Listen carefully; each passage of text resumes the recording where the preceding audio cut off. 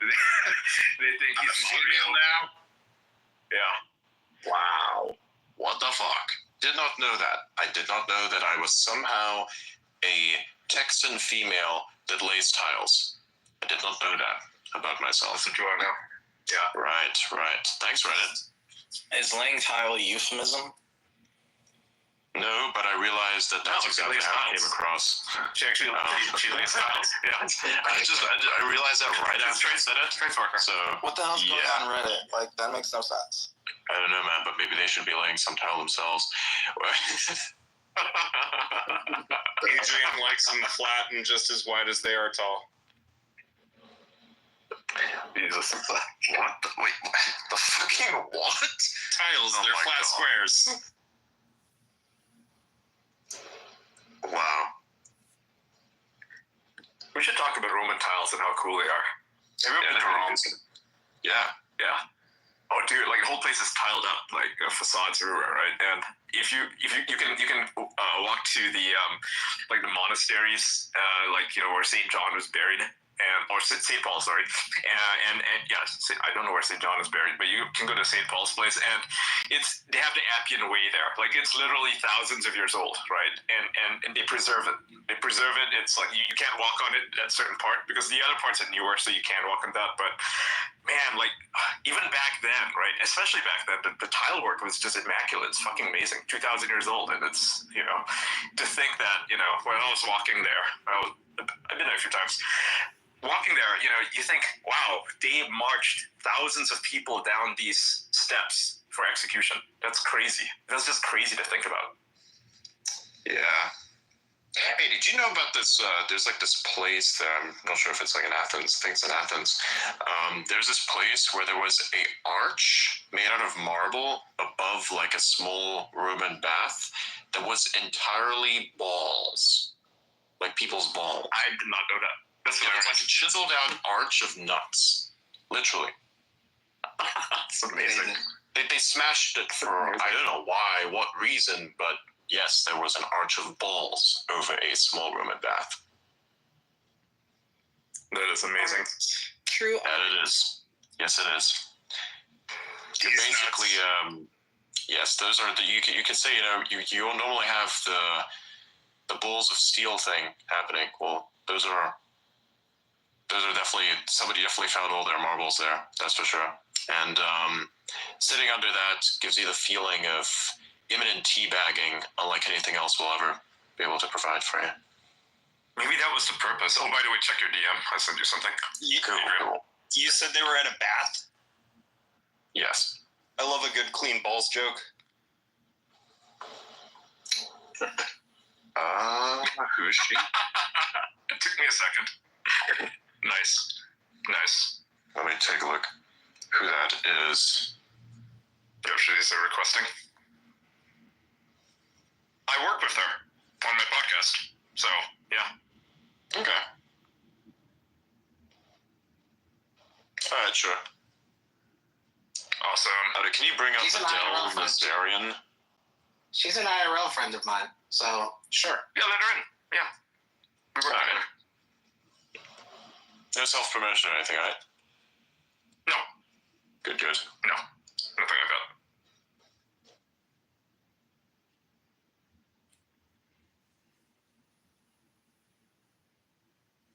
What are these quote posts? That's the funniest thing. Can somebody explain to me what this means? So on my post where I said, once the strangeness of your life reaches escape velocity, everything you say will sound made up, even though it's true. And somebody said, Giga full posters explaining how they are going to continue outperforming everyone else. What? I don't get that. Wow. Buying your meme stock. Oh God. Talk. I feel like a lot of people when they see posts that you make, or really anybody in the tech, right, we're kind of getting harassed right now by really kind of insecure, dumb people, and they think that if we post about AI or anything like that, it must be because we're showing off. We're trying to show the world how smart we are. It's like, no, it's kind of like posting about things that we like, like it's called having a hobby. Try it sometime. Hi, everyone. I just want to say Hello. thank you so much, Ian. Thank you so much, Adrian. Great to be on with you and everyone here. I missed the part where Ian said that we host a podcast together, and then after that I kind of cut off. The connection was reconnecting, so sorry if I missed anything, but I'm looking forward to contributing to the conversation. All right. Pretty cool. So largely how we run this is we talk about things that are happening at the moment. We try to keep the controversies to a limit. We like to focus more on stuff that's hardware, software based. Sometimes things that have to do with logistics. Even when it comes to geopolitics, we look at things just a little bit differently. Some people, they don't understand how geopolitics quite works, and they make up some stuff around it. And we sometimes even have people that come on that are somewhat even that actually are experts in various regions when it comes to geopolitics. It's very interesting. Like, say, for instance, we often bring up Richard Spencer, and that individual is very interesting. He brings up very good points that I think are invaluable, I think. So we bring people like that up. So I actually need to text him. Yeah. Yeah, he's pretty cool. Love it. Yeah, and Ian and I, by the way, just to add, we have a friend. Jordan just mentioned that. Ian mentioned we're in real life friends. Ian and I have known each other for over a decade, and we finally met for the first time a few months ago in Dubai. So, Yeah. Adele, I have a question for you. Am I a trans woman? Adele? No, you're not. You're not. And my inbox gets flooded with all these attacks on you. It's just hilarious. Really? That's insane. Yeah. Oh yeah. Wow. Yeah. Adele, I have a question as well. Am I in fact black or am I a different color? You're black. Okay, I'm just double checking and making sure. I just had to make sure, Ian's not a trans woman, I'm not black. Jordan's also an in real life friend. Yeah, I get sent these posts about you being a trans woman too. We should be like a clique, because they have conspiracies about us, about how we're all like, Elon Musk, essentially. That's actually a great name. We are all Elon. Yeah, we're all Elon. It all leads back to it. I have people thinking I'm Ian. I have people thinking I'm Adrian for some reason. I have people thinking I'm fucking Andrew and Tristan Tate for some fucking. There was a post today. I think it has over 10,000 fucking likes at this point. That's talking about how I'm Andrew Tate. Wow. Tell us your secrets. But what secrets? Colors of Bugatti. Yeah. Yeah, how much was it actually? Oh my God. 5.5 million. Pulling some number out of my ass. Somebody check the receipts. They only make like a handful of those every year, right? Which is why they're pretty unattainable. Bugatti also loses money. They're actually made by a company called Rimac. The way you said it, that's how I know you own one.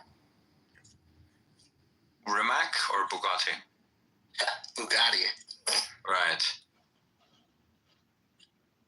But they're made by a company called Rimac, and Rimac makes both Bugattis and Rimacs. Mhm. And Rimacs are performance-wise the absolute best electric cars, but they cost $3 million base. That's a lot. So when the Rimac Nevera came out, it broke I think 11 world records. It's an electric car. Mm-hmm. Is it faster than a Plaid? I think it's the fastest car on Earth. Yeah. Okay. Wow. Yeah. It broke several world records when it first came out. But you said they're losing money, right? Or is it just on Bugatti or just on both companies? Both. Then how the hell do they? Pardon my language, but how do they? They're subsidized by Volkswagen, basically. Oh, okay. So it's a vanity project for Volkswagen, I assume? No. So 100 Jettas for one Bugatti. So despite the fact that the cars are $5 million or $3 million or whatever they cost, they're each in the millions of dollars. Point is, what happens is that Volkswagen basically subsidizes them. because they have like exceptional engineering and exceptional minds. So it's like part. I guess Volkswagen sees it as part of their R&D spending. Okay, so it's an investment, right, in technology. So everything that Bugatti and Rimac Nevera create, all the technologies they create like the absolute best bleeding edge. They put money into creating those, and then Volkswagen takes those and figures out how to like make them cheaper or how they can add them to their cars or whatever. I see. I mean, it's like a lot of companies that participate in Formula One, right? They're not making money on Formula One. It's just a complete expenditure, yeah. But the science that comes from it, the engineering, the technology, yeah, makes sense. Exactly. That's cool. So in a way, Bugatti sales are subsidizing Volkswagen R&D. Almost stalkerish fan who has like basically. But it's very crazy that despite the cost of these Bugattis and Rimacs, they're still making a loss. I've listened to a lot of stuff that he's talked about. Each car costs like multiple millions of dollars, and that's like the base. That's like assuming you don't upgrade it, right? Yeah. You don't add anything. I think the base for the Rimac Nevera is like $3 million something. And yeah, despite that cost, they're still managing to lose money.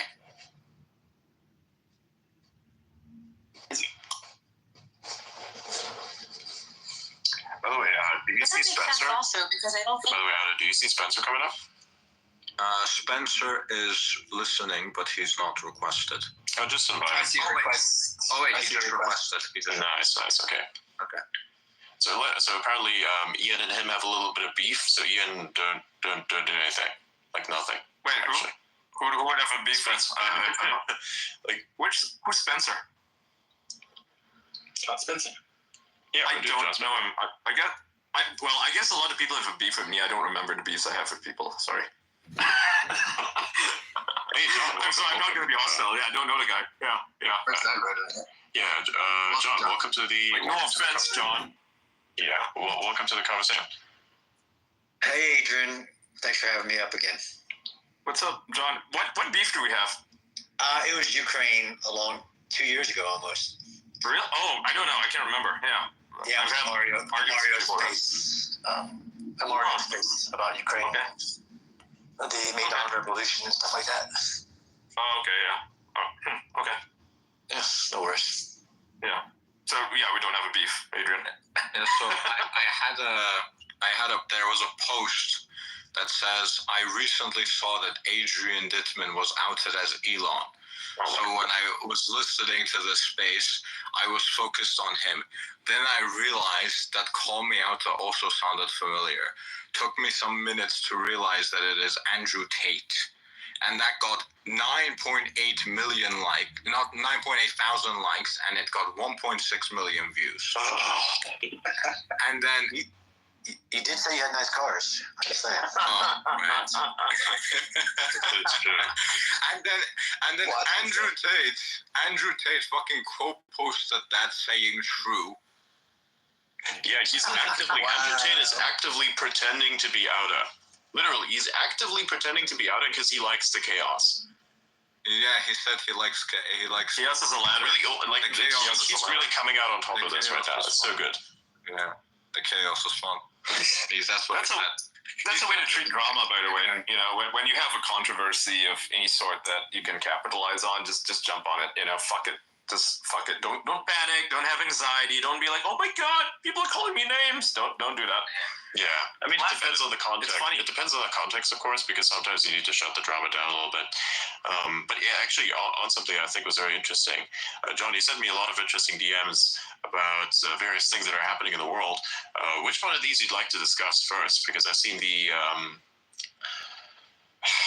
You want to talk about the book, or you want to talk about the story that was underplayed by the media? Yeah, I think the story that was underplayed by the media, especially you're dealing with the hostages and what can't be denied, which is the Trump effect. And this is what, when I talk strategy or when I talk about war, the psychological element that it's not numbers. When Trump said if the hostages aren't home by January 20th, it unstuck which most people agree. I think I would say differently more than that. But I think the story that was missed by outside of one article I could find is that Israel's prime minister offered $5 million to anyone in Gaza that would provide information on a hostage, and not one person took them up on that. I think that's kind of a missed story there. Like, how can that be? I mean, I know how it could be, but the fact that that's not. If you're not providing that person and their family safety, the $5 million isn't really worth much. It includes safe passage out of Gaza and resettlement. Okay, I see. So why do you think it might not be? Fear and radicalization.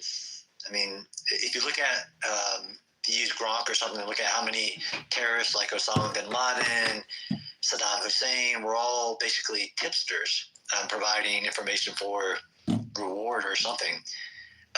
The fact that there's not been any in Gaza is an indication of the radicalization, but also fear of the population. I think you're right. I think it's more that they're so brainwashed. Yeah, and this is where and you don't want to be harsh, because a lot of people have died in Gaza that Hamas want to die. But even during the summers, Hamas would run summer camps, which I have young children and send my kids to summer camp, but over 100,000 kids ranging from 5 to 15 in a deliberate program every summer. This is beyond the books of the school and everything, but the summer camps were strictly military training on how to kill Israelis. Right, so this the safe passage, what exactly are the details of that? Like, is it them and like their family, their extended family, or is it just them? I only saw, so he gave a speech. So, I don't do classified research. I don't know the inner details of it, but he went into Gaza to give the speech, actually into the corridor, and gave the speech. And it said the dollar amount and the safe passage. So, I mean, some of it's too a radicalization of trust of Israel, but it's just like, that's a hard fact that he made the statement. Some people then immediately say you can't trust anything he says. So I factor that in with but also the. Yeah, but $5 million is for Gaza, it's a very high amount. Absolutely. So absolutely. I don't think there would just be radicalization that would be stopping someone from taking that. There has to be some other factor on top of that. So if it's just safe passage for the person themselves, when you're talking about like a lot of Muslim cultures, there's a family is like very, very important to those people. So if it's only safe passage for them, and maybe even their family, but their extended family is still in Gaza, well, those people could still be harmed because of them giving that information. Agree, but again, with the previous hostage deal, like what Israel gave for Gilad Shalit, which was 1,000 prisoners to include Yahya Sinwar, that was to get one living hostage back. I don't think that Israel wouldn't be offering full passage of whatever it would take for direct details. But I agree that it's more than just radicalization. I mean, any Palestinian in Gaza who's raised its hand saying, I will lead, this community, Hamas has killed them. So there is still a coercive fear factor of this. There is. I'm just going to add a few points, I think. It is definitely a fear of reprisal. We don't know, actually, that Netanyahu will provide safe passage for all of the extended members of those families. That said, let's say it's even up to 10, 20 of them, then how is Israel going to deal with the national security implications, potentially, of them then becoming radicalized within Israel? So there's that aspect, right? I doubt he'd allow for more than a select few numbers of family members. You mean the average citizens, right? In Israel? Sorry? The average citizen in Israel. Is that who'd get radicalized? I think anyone... No.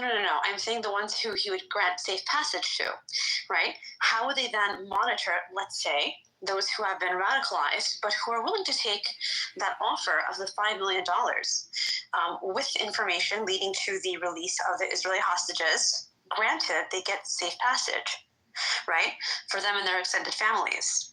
Let's say he does, accept that offer, one of the, let's say, the Gazans, and the question then becomes, how many members of that family would Netanyahu extend the safe passage offer to? Because when you think about it, what happens if there's 10 members, 20 members? How then does a fear of the Israeli government, for example, thinking, well, how can we guarantee that once those individuals are within Israeli territory, they won't then become radicalized and do something on their soil? So I don't think that Bibi would grant safe passage to too many members of an extended families of Gazans without vetting them thoroughly. And also there's a limit, I'm sure. That's one. I think that there's definitely fear of reprisal that if they do actually accept the offer, that you're right. Extended family members also would get, punished by Hamas. There's honestly also the solidarity with the hostage takers. Some Palestinians do actually view the hostages as leverage in negotiations for Palestinian prisoners, right, held by Israel. And they think that the release of them, without reciprocal concessions, for example, might be seen as undermining their cause, right? Then you have a perceived insincerity, right, of the offer. Maybe they're thinking that it's a scam, or it's a way to manipulate them into giving information up, and not necessarily seeing the funds. There's a whole different host of things, and also maybe most importantly is the lack of maybe communication channels, right? In conflict zones, of course, we know reliable communication is often disrupted. It's sometimes difficult to make, offers like that reach the intended audience effectively. So we have quite a few different, scenarios in play, parallel and, in parallel with one another. So yeah, I think it's a pretty challenging scenario. I don't know what your thoughts are on that. I agree. All those are possibilities. The media one's a little less for me on the ability to with the cellular network and the amount of communication that's happening. But it's definitely an indicator. I think the media undercovered it. But I agree with that. In conjunction with this, the fact that once Trump gave the January 20th ultimatum on the hostages, that provided a lack of hope for Hamas to continue to hold hostages to get the maximum amount of things they can get out of them. Can I bring up something very quickly?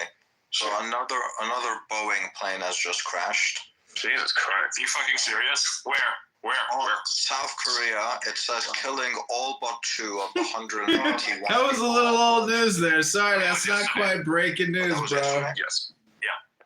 Unless there was a new one, which I hope wasn't. Right. Yeah. Pretty sure that was yesterday. Crazy that 2 people survived that crash. If you watched it. Yeah. What condition are they in? Do we know? Like, what's the condition of them? Are they injured in any way? Because if they came out of that in one piece, that would be insane, actually. Yeah. Also, why is there a gigantic wall of death at the end of the runway? Oh, I know why. So everybody's been posting that, right? And everyone's condemning the South Koreans. Actually, that's at the end of pretty much every runway. It's to help navigate at night when it's stormy. Airplanes can see it. It basically strobes the airplane with a bunch of lights and lasers and stuff. That's why it's there. Right. I looked at that. That's the only way it works. Yeah, it's the only way it works, by the way. Yeah. Been treated for multiple injuries, including a fracture to his ribs, shoulder blade, and upper spine. Wow, great fucking news break. Wow. There's a female NIL survivor, both flight attendants. The other one sustained injuries to her ankle and head. See, this is the 7 o'clock news now, but it's not even accurate. Nice. They must have been thrown from it. If I had to guess, they were probably thrown from the explosion. They must have been standing up or something. Day of aviation disasters shocks world after 3 countries see passenger plane crashes in less than 24 hours. Yep. South Korea, Canada, and Norway. Mm-hmm. Yep. There's a video of the one in Canada. Yeah. South Korea. Air Canada became engulfed in flames during a crash landing in Nova Scotia. That engine failed or something. Oh, the landing gear failed. Sorry. Yeah, the landing gear failed in that one as well. It was also a Boeing. I think the Norwegian wasn't a Boeing, but I might be mistaken. And the day before that, there was the crashing of the plane in Kazakhstan, Azerbaijan Air. Azerbaijan Air, yes. Yeah, they're still investigating the cause. Obviously, something did explode. It might have been a drone, or it might have been, like flak, right? Anti-air guns accidentally, like flew off course or something, because they were shooting down drones at the time. Yeah. So I would apologized. I don't. He did, yeah. Yeah, I don't know if this is accurate, but it says an investigation showed the jet was mistakenly shot down by Russia. Oh, that's just a British press. They're like rejecting his apology to Azerbaijan, which is like, can they go fuck themselves first of all? Because like, who are they to say anything? Vladimir Putin gave a public apology to the president of Azerbaijan about the tragic incident and offered his condolences. Yeah, and they're also paying for the victims, so there's that. So Ian, the Air Canada one wasn't a Boeing. I think it was an Embraer or something else. Okay. And the Korean one, I think they had like problem with the hydraulics a day before, and the airline decided to fly it anyway, so it wasn't Boeing's problem. Oh, but that was a 737-800, right? The Korean one, yes. The Air Canada 737-800. The Air Canada wasn't a Boeing. What about the Norwegian one? Was that a Boeing? I think the KLM, you mean? Yeah. Yeah, it was a Boeing, I think. Yes. Okay. It's a bad year for Boeing. Yeah. Anyway, Boeing is not having a good year. Yeah, let's go back to the topic. Sorry for derailing that. I thought that was new. So I wanted to say, I think there's also potentially a problem on the practical application level, because $5 million reward sounds great, but if you have multiple guards assigned to guard each group of hostages, then you kind of have a game theory problem when it comes to how do you actually either start the conversation, are we going to liberate them together, or do you turn against your fellow guards to try to get them out? Like, I think that is an additional wrinkle that makes it harder to just act just because you know there's a reward. That's a prisoner's dilemma, right? Yeah, and on top of that, can't forget that there will be reprisals, right? If you are that guard who turns on his buddies and you go free, and you're living somewhere in Israel one day, someone's going to try to kill you. It might be an Israeli, someone who realized, oh, you're that guy who was a guard, but you tortured them or something, right? Or a jihadi will come after you at some point. So there's no real benefit.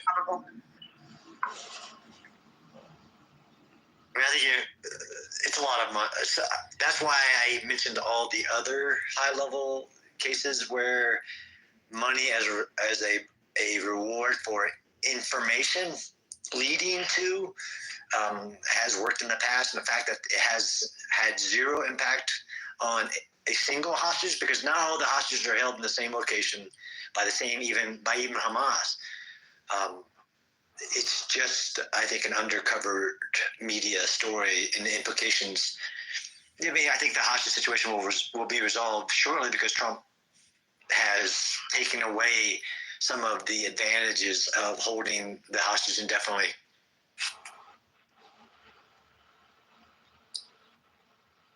It's maybe used as leverage against Hamas for them to actually come to the table. So nobody gets a reward when they turn into hostages.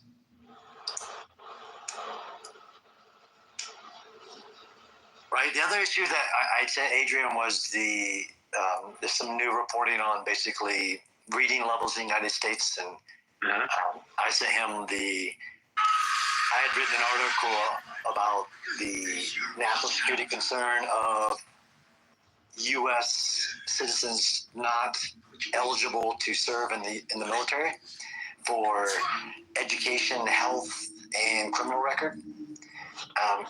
When I wrote the article in 2017, it was 70% were ineligible. It's now in 2020 greater than that. The thing that I tweeted, I sent to Adrian, was over. It's getting towards 80% not eligible to meet the minimum requirements to serve in the military, with the fitness being obesity one of the leading reasons, but it's also bone density and lack of any physical activity and basically education up to 17 years old. I know that RFK has it as a very big agenda, but it was with actual JFK wrote an article in Sports Illustrated in 1960 calling it the soft American, calling it a national security issue in 1960, but today it's a national security crisis, in my opinion.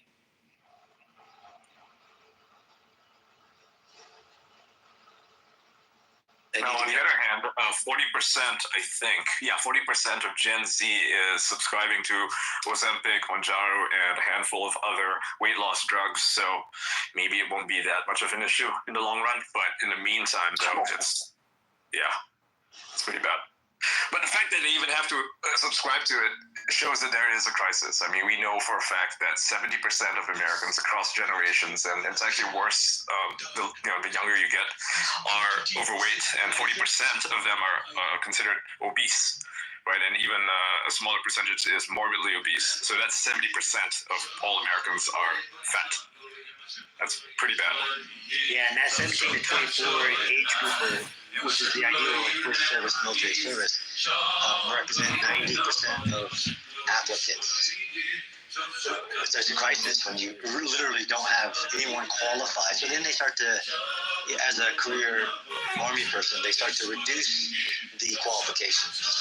And this is what we saw during the surge in Iraq and Afghanistan. If you didn't like the reasons, but it was just actually a test of the all-volunteer force. They couldn't get people for a variety of reasons, one of them being qualifications, so they started to lower the qualifications to include allowing people to serve if they had already had a felony, which is usually a kind of no-go, but also physical requirements and mental requirements that led to a bunch of issues. Yeah, psychiatric issues. A lot of them they suffer from depression, anxiety. I think most of Gen Z suffers from some form of anxiety. There was another study done recently showing that 98% of Gen Zers experience what they call burnout. And a smaller percentage actually suffers from anxiety and is on medication for it, which is insane. That is insane. Like burnout, 98% working what? 25 to 40-hour weeks. That is just mind-boggling. I can't wrap my head around it. It's because of the upbringing. Like if you were like a valedictorian in high school, and then you get to college, and then it's just the same thing. Then it doesn't matter when you're working, and then your work has no meaning. The economy is about to get entirely automated. It's like, and most people are also on drugs. So. And the legalization of marijuana doesn't help. Yeah, and it's also they have like heart disease, and half of them took the COVID vaccine. And I think the legalization of marijuana, even though it is arguably, I don't agree with this, but it's arguably a move for freedom, has actually impacted mental health severely because it's been a disaster. It's been an absolute fucking disaster. The psychological addiction that comes with marijuana is that you depend on it just to deal with anxiety because that's what they're taking it for. Yeah, all of these things where people are like, no, marijuana's not addictive, it's not this, it's not. I have never ever met a single person that smokes weed that's not an addict. They cannot put that shit. Same. They cannot put that shit down at all. Mm-hmm. Yeah, every night. They have a party at work, they smoke. Exactly. Party at work, they smoke. And that's every day. That's literally every day.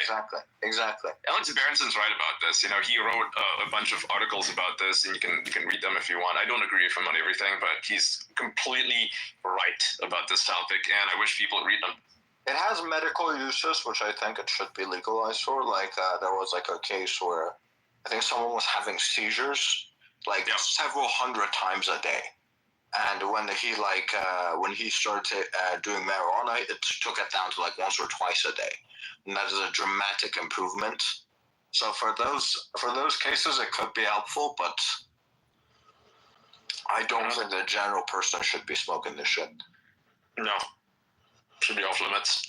Yeah.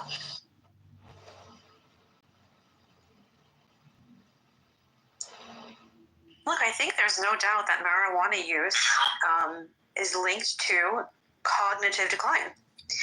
It makes you stupider. I will say for Parkinson's, it's actually pretty good because it's trying to make people stop. Like, you know the issues that come with Parkinson's, right? So marijuana, like THC, of course, helps with that. Right. So for medication, for like medicinal purposes, it's of course something that shouldn't be removed at all. But I think if consumed in these massive volumes as is accepted to be normal, which it shouldn't, that is a massive problem. I think it even oxidizes parts of like I think it oxidizes neurotransmitters, if I read that correctly. But it's not good. It's not good at all.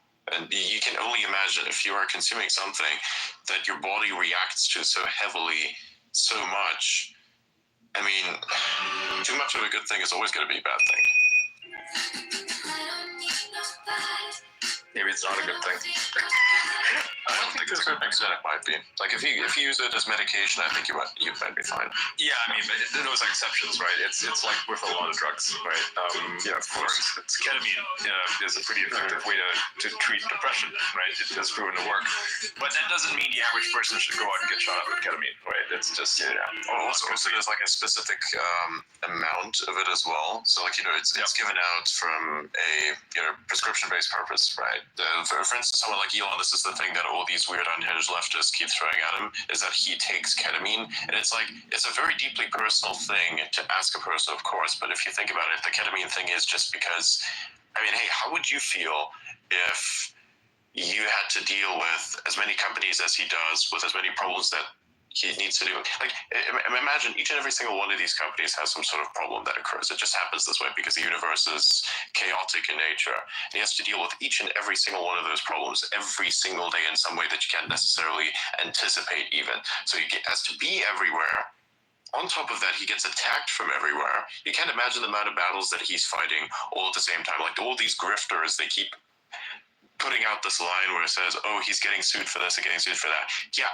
People are always going to get sued for something. Doesn't mean that it's correct.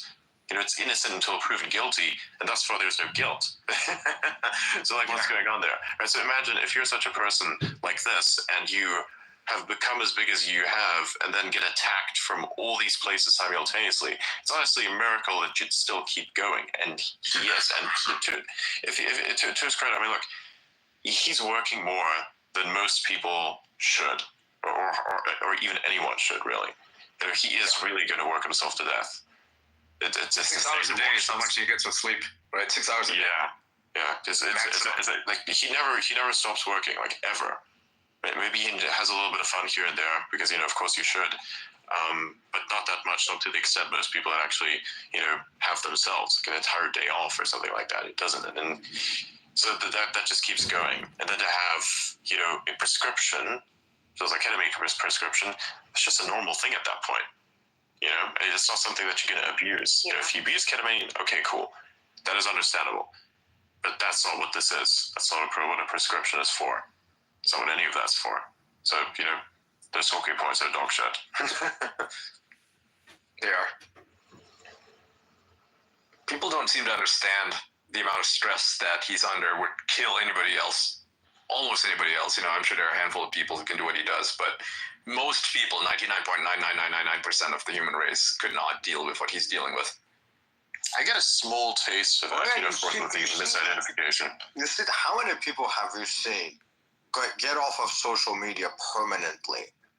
Because yeah, exactly. I can't handle the hate anymore. Well, that's just it. I think that this is a severe issue in society where people have actually become so emotionally driven that their logical side has essentially been paralyzed in its strategic. People are mean to me online. They're saying mean things about me. They call me a trans woman. Like the mean things online part isn't even the thing that really is the worst contributor here. It is, people going after you directly, like for you yourself, right? Yeah. Your infrastructure, your money, your assets, everything. Your physical existence is threatened by people trying to do things to you. Exactly. They want to kill him. Like, this is something that people don't understand. Like, how do you live with that? That's the thing that people like that should ask themselves. Anyone who like says, "Oh wow, this guy's doing this guy's doing that," before you like judge this guy, imagine yourself in this position. Of course, they can't because they think he's like a fake or something, which makes absolutely no sense whatsoever. These people should actually educate themselves and really think about what it is that they're saying and what they're accusing this guy of, and then probably get back to me with that and get back to whatever source of information that you have that you got this nonsense from. Say, for instance, you should probably read his autobiography that tells you everything that you need to know. Right? Why not? They think he's faking his video game stuff too. They think he's faking his video game cred, right? They said that there's no way he played Elden Ring. He got one of the boss's names wrong. That was their evidence, literally, right? You have publications writing this. And now they're saying he's faking the whole Diablo thing, that he's probably got some Korean playing it for him. That is absolutely and it's like, I watched the guy play. Yes. You can watch him with play. the guy. There's no fucking way that that's fake.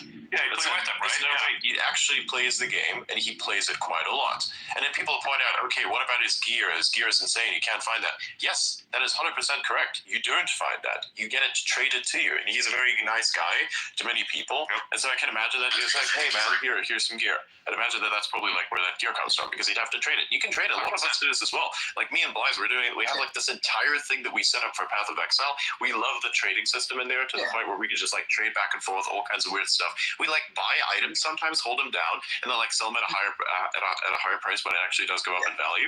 And then we just keep making bank on that. It's the funniest shit. We literally play the game like as if it was the stock market. It's fucking awesome. People don't understand the game. Variable. So yeah, you can trade. They don't understand games like Diablo. They don't understand games like World of Warcraft or Path of Exile, because when I play it, right, like this is what I do. If I play with other people, and I haven't done that in a long time, but when I play with a lot of people, you think about their equipment, you think about their classes, what would be good for them. So when you find, like, let's say you're doing a boss run or something, like a lot of boss runs, and you're finding gear, you're gonna find something that is so fucking good and that you could probably not use, or you think this guy I know would probably love to have this, right? So you message him, you're like, hey, I just found a thing, do you want it?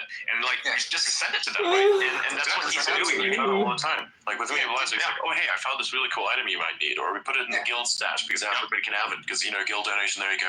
Somebody else is gonna need that piece of gear. So it makes no sense that people are gonna say he fakes his video games. He is a gamer. He is an actual fucking gamer, and you can actually see it. There's no way you can actually get that far. It doesn't make any sense. And why would you do, like, of all things, why would you fake that? You can fake anything. Why would you fake that? That makes no sense. Yeah, faking Diablo clips is definitely a new low. You can trade those games, so it's easy to get that. Didn't he trade you like a pair of pants or something one time, Adrian? Yeah, I think he did. Even an amulet as well. He's like, here. Yeah. That was Diablo, Yeah, that's kind of good. He said, hey, you want some gear? Did you give me this thing? I'm like, oh, thank you. It was upgrades, so yeah, whatever. That was great. Do you guys have a guild in Path of Exile? Yeah, we because do. like Can I join it? I'm just asking you right now. Awesome. Me if you want, and I'll set you up with that. Yeah, sure. Cool. Which server are you playing on? It's just it doesn't really matter what server. Yeah, because they all doesn't matter. Okay. Yeah, they all connect. Oh, okay. Thank God, because the biggest problem with because I move around a lot, right? I don't just live in one place. Right. Playing Diablo was like, oh, I have to be on this server, European server, and then I'm Southeast Asian server, and then I'm on the Japanese server. And it's like, oh fuck, I'm not gonna lie, I did come home and play it on the 4090 Ti. Ooh, beautiful. Beautiful. That's amazing. Beautiful. Beautiful. I'm probably going to go get another one just to see if you can SLI it, just because Linus said no, you can't. No, do not. Do not do that. Do not do that. You will not get anything out of it. They don't even have SLI drivers. Well, that's the thing. I know that, but I want to have fun. Playing with 2 GPUs. Why can't Playing with 2 GPUs. Just let me have my fun. Just wait a month. Just wait a month. They're coming out of 5090. The 5090 is coming next month. Yeah, I would wait for the 50 series. Yep. Well, so you're buying me the 5090 for next Christmas. Okay, perfect. Let me go ahead and put you down for Pollyanna. Okay, perfect. If anything, you're gonna fall under my gaming lifestyle, but sure. Man, you can't really play games on the Mac Mini. Adrian has like a 3080 right now. $600 Mac Mini. Yeah, I mean, I ran double 3090s and to be honest with you, I ran double 3090s and it was perfect, but there's very key things that you run double GPUs for. Like if you're running two 6K monitors, you want a dedicated one for that. But that's ideally what I am doing. So running doubles of them are pretty ideal. Right, so think about this, right? So I have streamed in the past. I'm pretty sure many of you have seen these streams. It's pretty good quality, right? Now imagine this. The game itself, I can only play it without the frame rate going to absolute shit unless it's windowed. I play it on a little laptop, basically. Nothing external of anything. Just the screen, that's it. So I play it on the laptop with the 3080, and I've done so for like multiple years. This thing's actually pretty old. By the way, let's actually fucking move to Linux going forwards, and then every time a game isn't available for Linux, we literally just won't shut the fuck up about it until we've moved everyone into the Linux gaming cult, and then they'll be yes. For Linux. All right, okay, accepted. I mean, look, that was literally what I was thinking earlier as well. I was thinking to myself, if I'm gonna get the 50 series, I'm gonna get a whole new computer. I'm gonna make effort just to have that whole thing be Linux, and just have everything else be personal. Yeah. Like I'll ship the other thing, make it personal, like reset everything, and then that's just the thing that I'll have. But for the new thing, I'll definitely run it pure Linux. Yeah. Nice. Yeah. You want to know something crazy that I've noticed about games? You are right about the window thing. Every game doesn't seem to be optimized until maybe about the 4th update, where they finally figure out maybe it doesn't work for anybody that doesn't have less than X. Yeah, I don't know why they do that. It's a QA issue. You know, you can't optimize for every single configuration, so there's a lot of people going to be left out. Like, I'm a gamer, right? And if you really care, you can.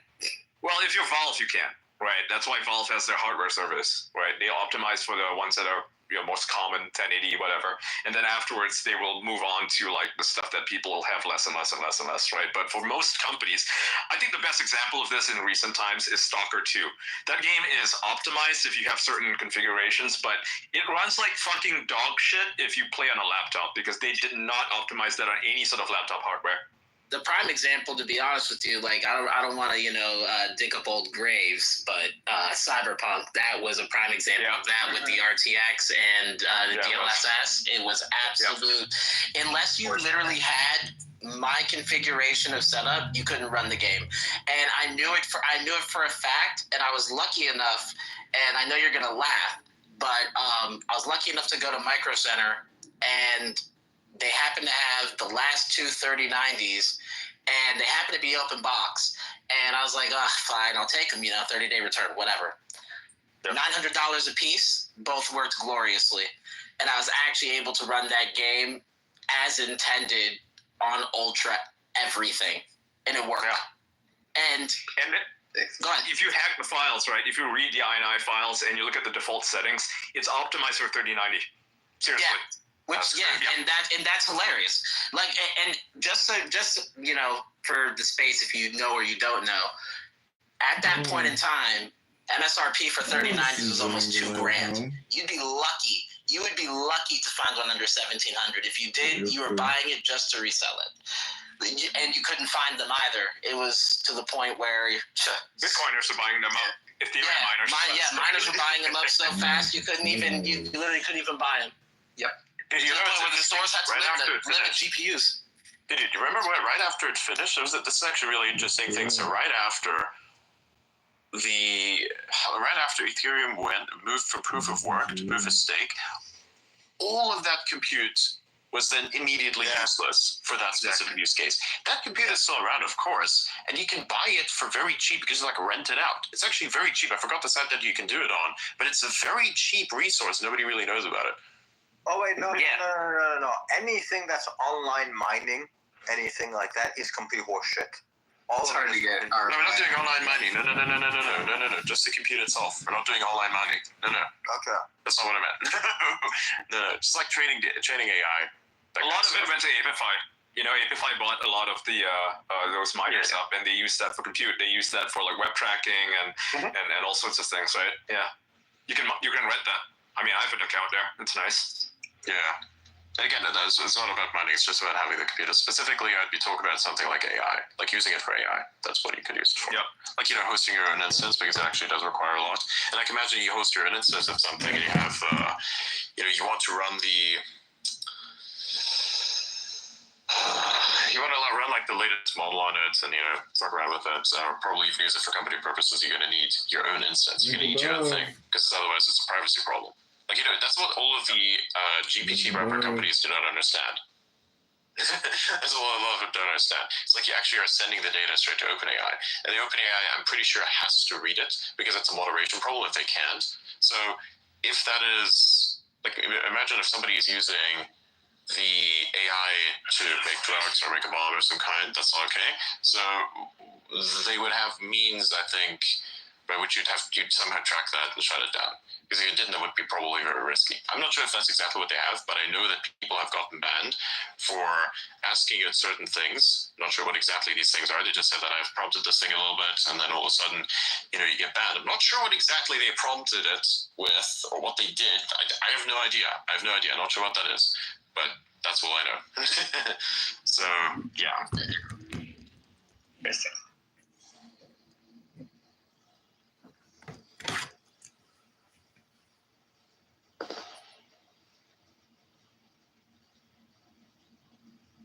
Wow, did you? I've been getting a lot of DMs. I haven't been checking them, and people are saying that I'm being sent a lot of death threats right now. That is insane. Yeah, people are sending like these hyper-violent videos of people getting their heads chopped off and stuff. I mean, I've been trying to get Candace to come here and come talk to you, but she hasn't replied or said anything yet. And I mean, I'm tempted to send an email just because. You need to report that. That's fine. Yeah, report them all, Ian. I would take those very seriously. There are some crazy people out there unhinged. Yeah, I have someone telling me to kill myself. Oh my god. Yeah, by the way, when you look at their accounts, they're fucking insane.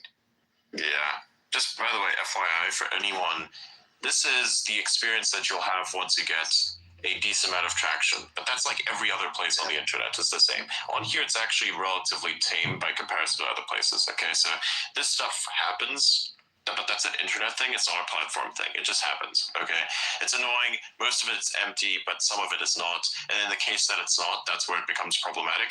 But quite a lot of the times, it's yeah. I mean, telling somebody to, go kill themselves is not nice, of course. And if somebody were to tell me that, I mean, it's like, it's not as bad as a death threat, for instance, directly. If you were to think about that, that's my logic behind it. Again, like I said, this is not a platform thing. This is an internet thing. People are crazy. People are schizophrenic and unhinged. That's what happens. That's what will keep happening. Okay, and especially if you are somewhat semi-controversial. If you kind of stick to your own thing and you're like this individual who's very specifically based on technology or something like that, very strict standards on this. You have like no political opinions of any kind. They'll leave you alone. Right? It's very difficult to do because you'll basically become like the specialist NPC type person who can't ever like say anything that is somewhat opinionated in any direction of anything that's like not technology, and even then you have to be careful. So like if you want to avoid all of that, you're gonna have to figure out where your niche is. And on something like that, I'd say in technology you should be relatively fine, but it depends on your race though, because what we've seen the last couple of days. So there's an exception there, not the rule, but it's definitely an exception. So I've brought on this guy named Suraj. Him in the DMs, he's talking about, we talked about like AI, Linux. And I noticed he's a security researcher, and what I found interesting is that he was followed by Simple X. So I thought it would be interesting to bring him on. All right, let's do it. Hi everyone, I'm Suraj. I'm generally a security and privacy researcher. Thanks for having me. I was hearing a lot about like Linux and everything. I also heard Otta, like I think you recommended Linux Mint. I mean, there are a lot of security issues with Linux Mint, actually speaking. I mean, so for example, if we see like Linux as a whole, they have a very weak security sandboxing when it comes to like different applications. Yeah, but and stuff. Ian just wants to run like a normal Just games. system. Yeah, just games. Yeah. I'm not doing any programming or security stuff, so I'm not, concerned about that. And no work on it either. Yeah, I'm not doing any work on it. Usually I wouldn't recommend Linux Mint. The reason I recommended Linux Mint to Ian is just because I don't think he cares about that stuff. Yeah, fair. So I care about that stuff, but I know that Ian doesn't, so that's why I recommended that time. Yeah, so one of my there's a recent research blog that I wrote about Secure Blue. So that is based on Fedora Silverblue. I think you probably wouldn't have a lot of graphics issues even if you run Fedora these days, because they kind of downstream a lot of security updates that's coming from the latest Linux kernel and a bunch of other stuff. So you have your distro pretty secure, and they also enforce pretty decent SE Linux policies. So I mean, they are doing some really wonderful work. So I mean, if you're interested in implementing Linux in a much secure fashion, which is a huge challenge right now, especially if someone is using Linux. So I would highly recommend you check out Secure Blue. I mean, let me know if you have any questions regarding that.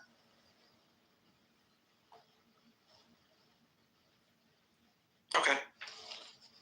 Yeah, I think for so Secure Blue, from what I'm seeing, is atomic. It's based on Fedora's atomic desktops, right?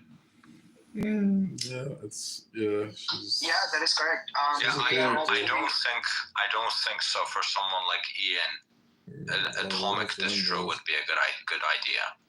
It would be way too complicated for someone like Ian, who's just starting out and doesn't want to do it. Yeah, I've never used it before. Yeah. Okay. Do you want to try Fedora Workstation? That's a really good start for any beginner. Yeah. I mean, the only difference is yeah, for example, Fedora's good. Fedora's good, I would say.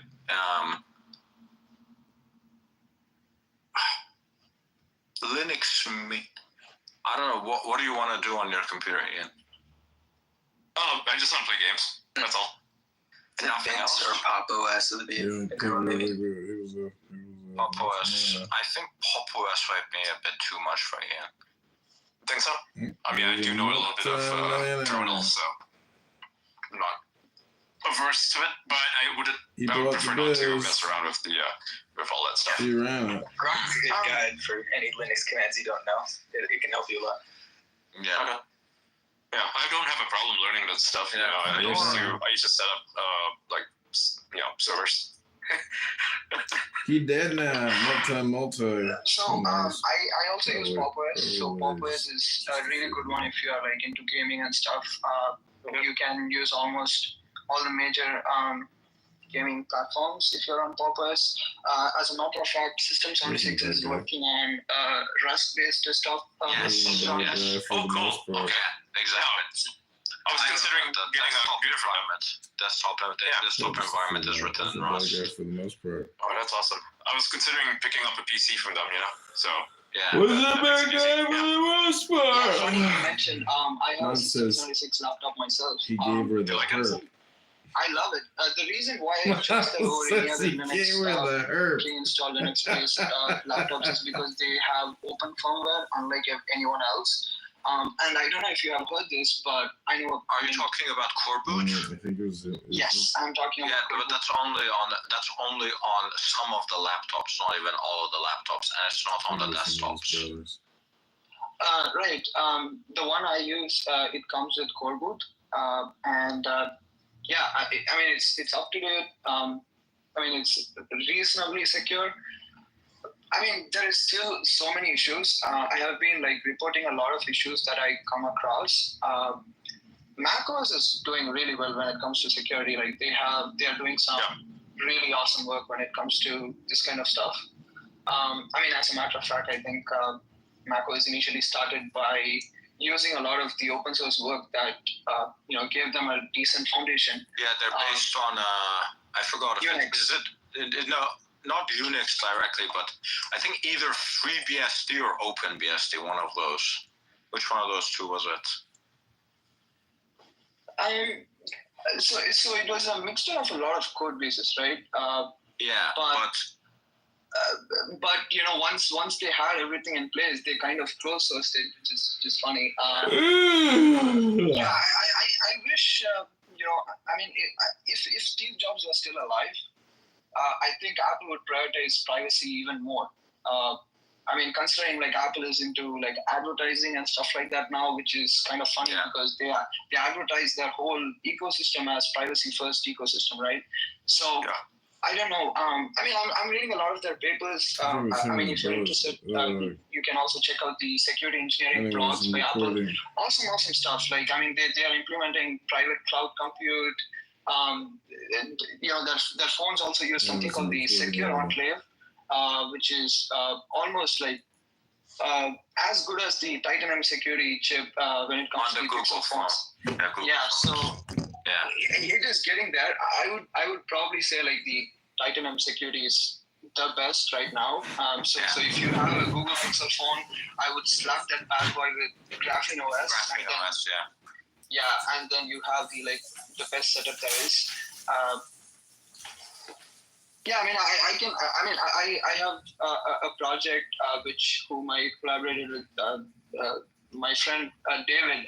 So we were combining all the different operating systems, mainstream Android, iOS, Graphene OS. Graphene OS is like basically unbeatable when it comes to stuff like this. Interesting, like the whole Android ecosystem, it is based on Linux, right? The Linux kernel. And Linux, the reason why we are having... It's Linux without GNU, Exactly. The reason why we have so many problems with Linux right now is because most of the code base is, built on C. And if you have been looking at all the problems that C usually has, it's usually, buffer overflow attacks. And these kind of issues will not happen if the code base is built on something like Rust. And, from the kernel version 6.1, they have been incorporating a lot of Rust, but I don't think it is still enough. I don't know. I think you're overcomplicating it for the average person. The Linux, even if it does have some issues, it does have some bugs, it does have some security vulnerabilities that come out sometimes, it's still way more secure than Windows or even Mac OS. The only reason that Mac OS doesn't get the same amount of vulnerabilities is because they're not open, which means that you don't have the opportunity to actually view the code base like you do similar to Linux. But in terms of security, your Linux is much more secure because you know that there's no backdoors. Sure. Correct me if I'm wrong. So it's a bit debatable, but let me tell you my thoughts, right? When it comes to Linux as a whole, like the whole Linux family, it's objective truth that Linux offers way more privacy than any other operating system in the world. Yeah. But when it comes to security, I think it's a bit more complicated and very nuanced compared to other ones. Depends on your philosophy. So there's a security philosophy that says that the closed source software is always going to be the most secure software because people don't have access to it. People don't have, they can't see the code base. So because of that, it's going to be more difficult to find flaws. And then there's the philosophy that if everyone's looking at your code base, your code is going to be way more robust. I subscribe to the idea that if your code base is open, it's going to be way more robust because security issues are always going to be found, and those are going to be patched. And that is exactly what you see happening with Linux. If there's a massive security vulnerability in Mac OS, and no one discovers it for years other than, I don't know, Chinese hackers or something. And they're just constantly exploiting it for years and years and years, as has happened with a lot of Apple devices before. That is a less safe system. That is a less secure system than Linux, where the vulnerabilities are found and fixed in a very short amount of time. Okay, so I mean, I happen to be an open source advocate, so I advocate for open source. But when we are talking about security, it's not as black and white. So we can't say that something is secure because it's proprietary, or something is secure because it's open source. That's true, because you need eyes on it to make it more secure. That's why something like Linux would be secure because of the number of eyes that are on it. But yeah, there are some parts of Linux. There are some parts of Linux that, specifically they don't have many eyes on it. They're just being handled by Red Hat, right? So you could make that argument. And there are some tools that have been, at least attempted to be exploited, like XeUtils in the past. But I would say, overall, you have a much more secure and robust system than you do on Windows or Mac OS. I would say maybe Windows, Mac OS. I mean, if you have time, I would talk about it all day, but I'll let someone else speak. Yeah, me and Tim can probably go about this all day. Yes. I appreciate the input. I mean, this is good stuff, right? I'm gonna try Pop OS, right? Yeah, it's called. Yeah. Right. Good. Yeah, Pop OS would be good if you do try it out. I was installing. I was recommending Linux Mint because it's a very, very just works operating system, right? Like you install it and everything just works. It just works. It's very simple. Yeah. It's very simple. Yeah. Pop OS isn't super difficult, but it's not a just works. You need still something. You need to still configure some things. You need to still set things up in a certain way. But Linux Mint is actually just a just works operating system. That's why I recommended it. But you can start with Pop OS if you want, and if you don't like it for some reason, or if you find it too complicated, or you shouldn't find Linux. I should be fine. Yeah, you should be fine. Yeah, you should be fine. Yeah, usually like MS-DOS, So. Right. Okay. Yeah. I think you'll be fine then. Yeah. Yeah.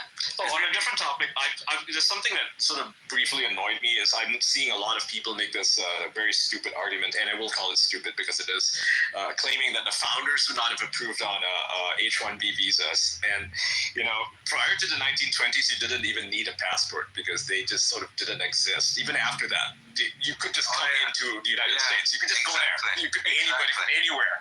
Didn't matter. The immigration policy of the United States in the past was literally if you made it onto the ship and you came in. Yeah. In fact, they literally to basically make it so people did move to the west, right? Yep. From the east. They literally gave out free land to people. That's right.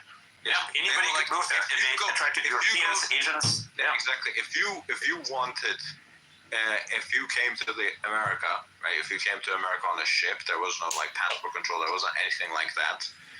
You just came in, and they were basically like, okay, we want to expand to the west side of the country.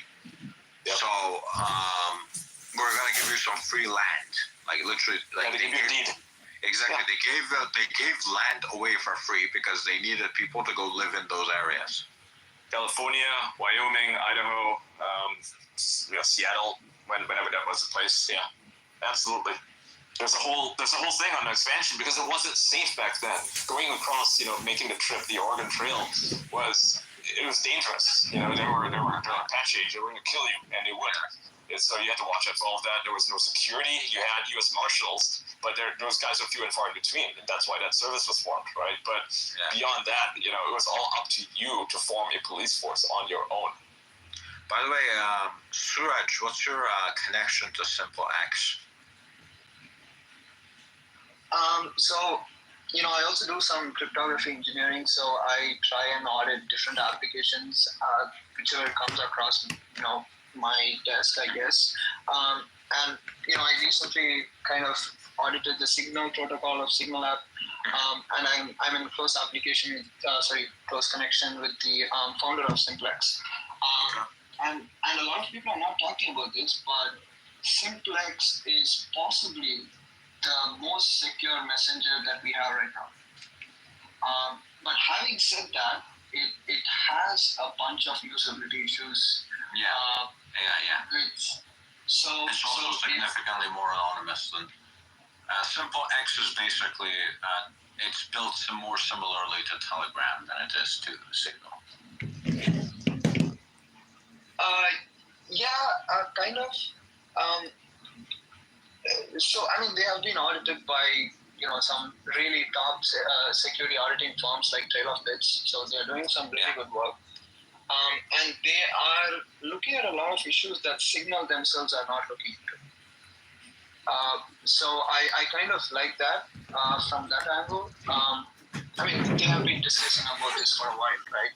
There's so much misinformation already when it comes to the security of Signal. I don't know much about politics at all, but there was one time when Tucker Carlson he said that Signal was compromised. Yeah,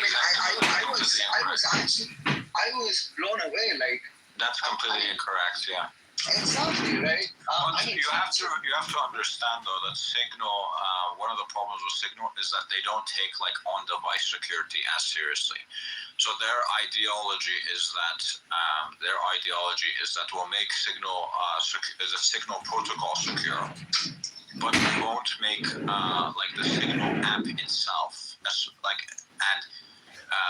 they'll leave a lot of security issues with the Signal apps.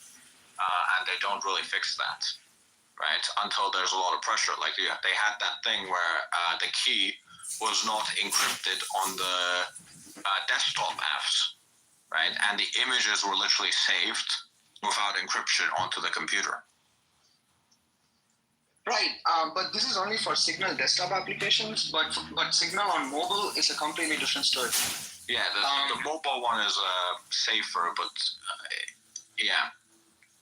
I would say though the linking as well. The linking is heavily flawed. The linking to other devices. Yep. Actually, this is one of the topic of discussion that's going on in the security community, and I am discussing with Evgeny. He's the founder and one of the lead developers of Simplex. We are discussing a lot of potential issues that Signal has, and possibly Simplex can fix those issues. I don't know. I'm very optimistic about a lot of progress that's been happening in security. But yeah, you're right.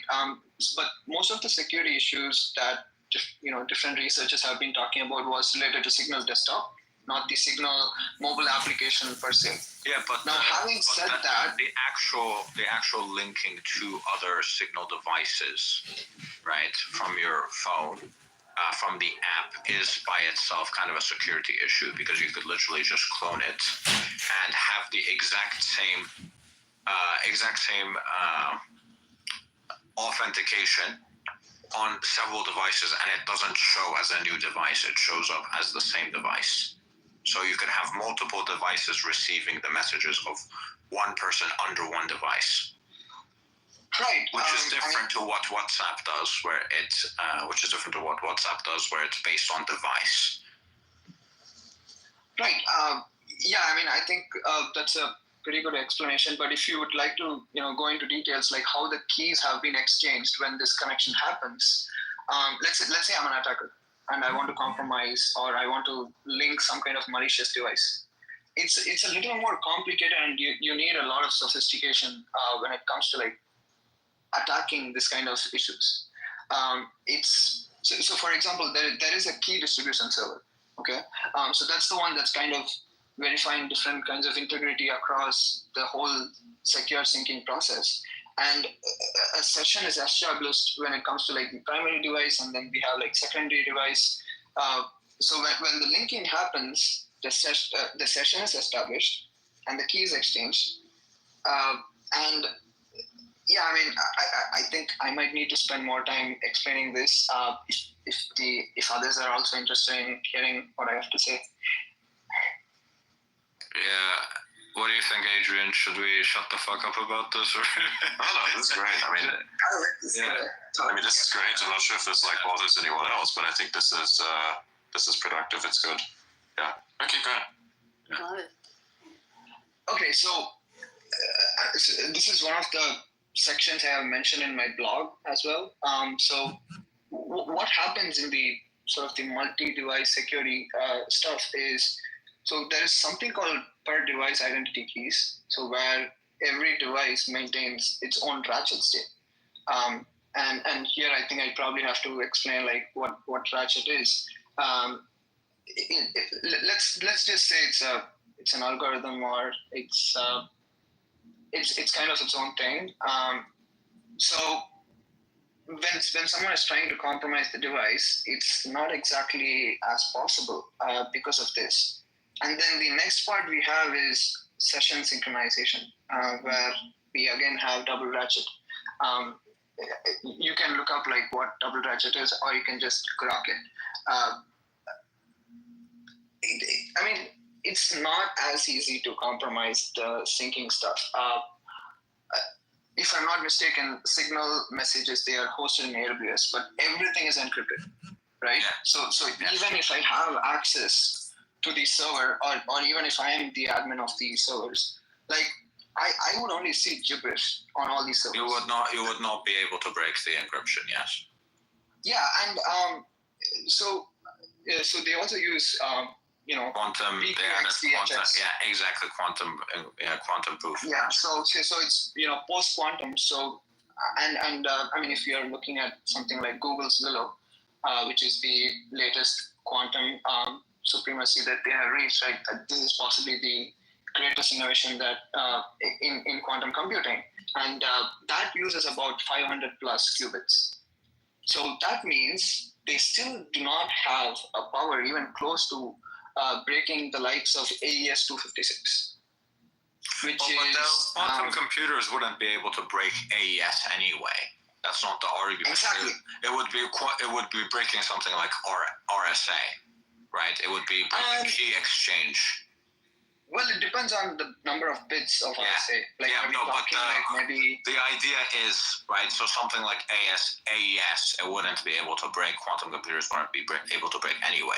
The issue is like internet communication with key exchanges, right? Or like with cryptocurrency, when you generate key, right, you have a private key and a public key, right? The private key could be compromised from the public key. So those are the types of encryption that would be compromised by quantum computer if it was sufficiently big enough, which as of now there isn't anything that's even close to sufficiently big enough. I doubt if it would happen anytime soon. So in almost all the audits that we have been doing, we have been telling our clients and other some of the friends I have been working with, we are upgrading all the cryptographic algorithms to post quantum, because people are already afraid that we don't really know like what kind of things or different kinds of improvements that's been happening in our different nations' data attacks, right? So for example, maybe Iran or Russia or China or something.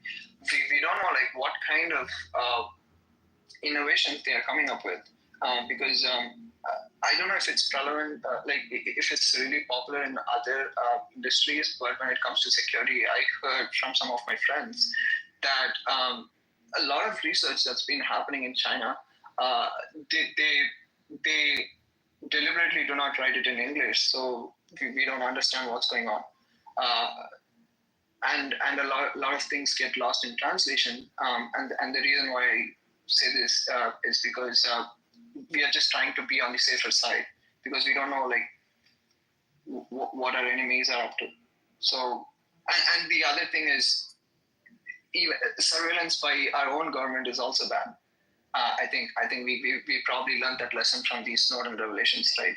I mean, if we want freedom and if we really care about democracy, I think everyone should be against government surveillance. Like it doesn't matter like which side you support. Like, do you want all your conversations to be read by everyone? We don't want that. That's a lot of the one of the issues with a lot of this is that like you can create software that's secure as shit all you want, but if the hardware itself is insecure, then you're gonna have problems. Like you know how a lot of Intel has the Intel management engine. Excellent point. Yeah. Excellent point. So the Intel management engine is a really good.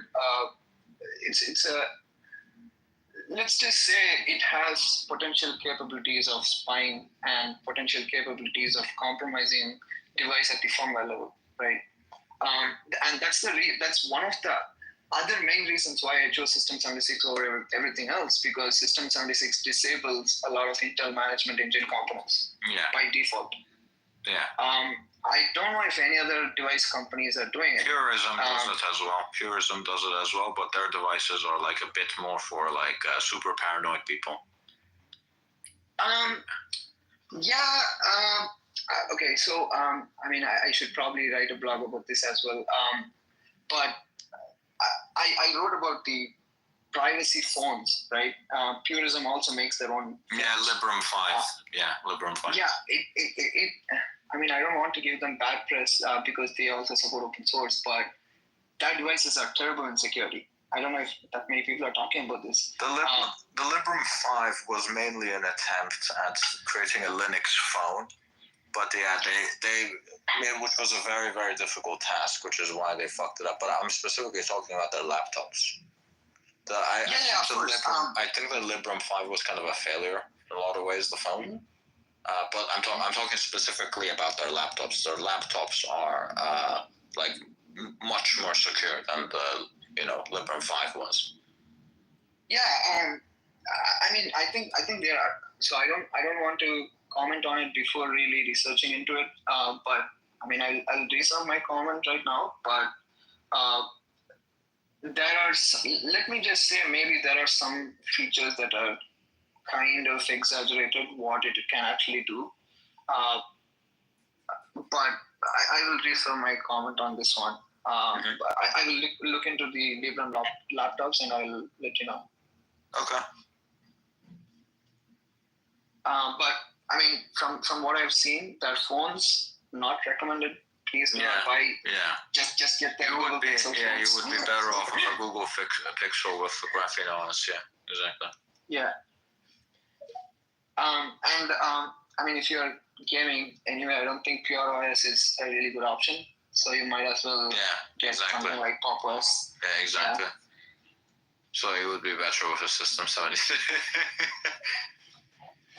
Yeah, 100%. And the other thing is, this is an important point, right? Like the supply chain issue. I care about my laptop being manufactured in the US for the most part. I know a lot of parts still come from like China or Taiwan, but for the most part, it's based out of the US. So I don't think Taiwan is an issue. I think China is a significantly bigger issue. Yep.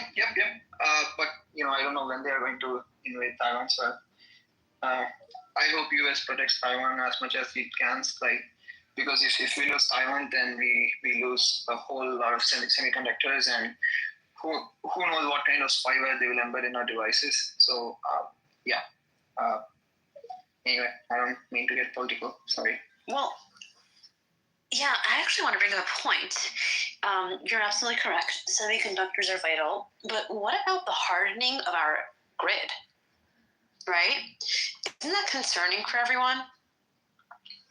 I would Let's say, the software that you use on the grid is like 50 years old. Yeah, it's pretty concerning. And people who program the software don't know. I mean, they don't exist anymore. This is actually why Estonia has like the best technology in the world right now. the best inf technology is because they like Russia hacked the shit out of them, and one of them and like literally fucking demolished the country. And they basically said we're never gonna do this again. So they upgraded like everything government related, everything related to the country. They're like by far like technologically like the most advanced country in a lot of ways. Because everything is like always kept up to date. Everything's always like because they want to make sure that nothing like that ever happens again. But yeah, you're and the Americans, meanwhile, a lot of the software, government software, is all running on COBOL. Yeah, exactly. I mean, who do you know programs on COBOL? Maybe a couple of Indian guys who do it as a hobby. Yeah, you know, but it's not a thing that you can learn in school even. It's not even that safe anymore. The old languages have a lot of safety issues. You gotta use something like Rust going forward. You'll have to bring in some H-1Bs to maintain the grid. Oh my god. Yeah, wouldn't that be ironic? But Jesus. On a serious level, that like it's not even just a concern from a security perspective. Like if you look at the rolling blackouts that happen like in Texas and other places, like just from an infrastructural perspective, it's horrifying. Yeah. I wonder what Greenland. I mean, if our grid goes down, it would take us at least, I think, 6 months to be somewhat up and running again. I mean, I don't even want to think about the number of deaths and destruction that would ensue. I really hope Elon and, you know, the amazing team can make that a priority, right? Hardening the grid. That's what he's brought up, yeah. It's a concern. And it's he said he wants to upgrade banking as well. Yeah. I have a friend who does programming, like bank stuff, and it's all pretty old programming languages. This stuff is not secure. Exactly. And for people that need to know why, Rust is important for this, basically, the overwhelming majority of security bugs come as a result of memory issues. So either buffer underflow, buffer overflow, things like that. And in Rust, it's quite literally impossible to make code that has memory issues. Why is that? Is it because it doesn't? It won't compile directly with it. It won't compile. It won't compile. Right. So if there's any sort of memory issues in your code, the code simply won't compile. Oh, okay. And this is actually the drawback to this is that it's a lot more complicated to actually program in this in Rust, and so you've got a lot of let's call them idiots who can't figure out how to basically program it properly, and they get mad at the fact that Rust doesn't let them program the way they want to, and instead of learning it, they just lash out. But at the end of the day, it's literally just a skill issue. Yeah. It's like, if you want to put it as a metaphor, it'd be like building a house, right? Everything has to be in the right place. You know, you have to dot the I's and so on, right? Like, I mean, you got to put the nails in right. And this thing, it won't let you even build a house unless it's properly set up, right? Whereas if, you know, with any other programming language, you could build a house made out of cardboard and it lets you do it. JJ, right? Even though it's physically non-sound. JJ would be perfect for this. Because he's like a massive contributor to open source software and to Rust. Yes, Suraj Raviangup. So I mean, it's not only about the security advantages that we have with Rust; it's also the performance, and that's one of the reasons why Rust is kind of getting incorporated in major softwares across the whole of Fortune 500, right? Mm-hmm. We have Rust coming in Android. We already have Rust coming in Linux kernel, as I said, if I'm not mistaken, from version 6.1. We have Rust getting implemented by the likes of Cloudflare. So, you know, all your websites and Microsoft is also rewriting some of their legacy stuff. And they should rewrite all of Windows. There's too many, you know, memory problems with it. Yeah. I don't think that's gonna save it. There's too much bullshit in there. Oh yeah, I mean, like if you look at what's actually in Windows, you gotta burn the 100%. I mean, there are still, you know, aspects of the control panel that have been there since 1992, right? Since Windows 3.1, they're still sitting in their legacy stuff. It makes no sense. Yeah. No sense at all. So personally, when it comes to Windows, I think I probably have a higher affinity when it comes to inconvenience for UI UX. But Windows is getting so many things wrong when it comes to security. So if you really care about security and privacy, Windows is possibly the worst desktop operating system right now. And that is based on my research, and probably there might be some people that might disagree. But this is just. Do you know about the bug they had, the security vulnerability they had, where you would need to send like a single packet of IPv6, and you could pretty much execute anything on the computer on Windows? No way. That's crazy. Yeah, you could send a single packet. Like anybody could send you a single packet. Like Microsoft had to like issue this statement: we like update your computers immediately, and they wouldn't explain exactly what the flaw was because they didn't want anyone to take advantage of it. But basically, someone could literally send you a single like IPv6 packet, and they could basically get root access to your computer. Jesus Christ. And it powers banks too. That's nuts. Yeah. Exactly. Have you heard of the recall feature? Yes. I mean, I don't know. Yeah. Like, if this is not spyware, I don't know what is. Like, definitions. Yeah. I'm afraid of the spyware. My brother in Christ, you use Google Chrome. Sorry.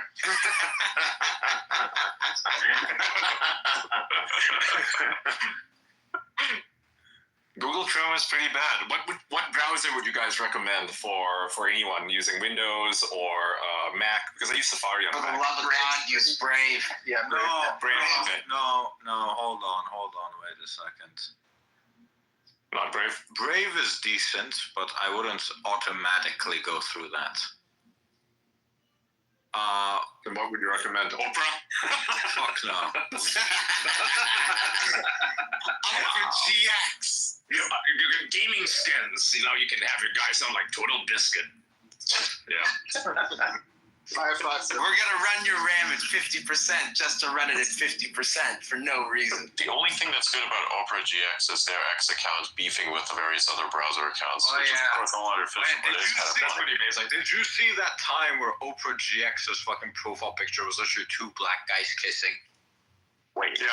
What? I missed that. Yeah, that was hilarious. Wow. That was hilarious. Their intern, dude. Oh, they were killing it. They were killing it. It's like Milo Yiannopoulos made that meme, right? Milo made the meme of the two guys kissing, and I guess they picked it up. Yeah, go to Opera. Go to Opera GX's Twitter. I think they stopped tweeting like directly after that. They had like a solid good week where every single post they had was just so. It was all. I think it was all Pride Month. They just went so crazy. It was so hilarious. Okay, so what would you recommend besides Brave? Brave Nightly. No. Hold on, wait. No? So Brave is decent. Brave is decent. I'm not gonna say it's not good. You've got a few other options as well. For the normies, you've got Firefox.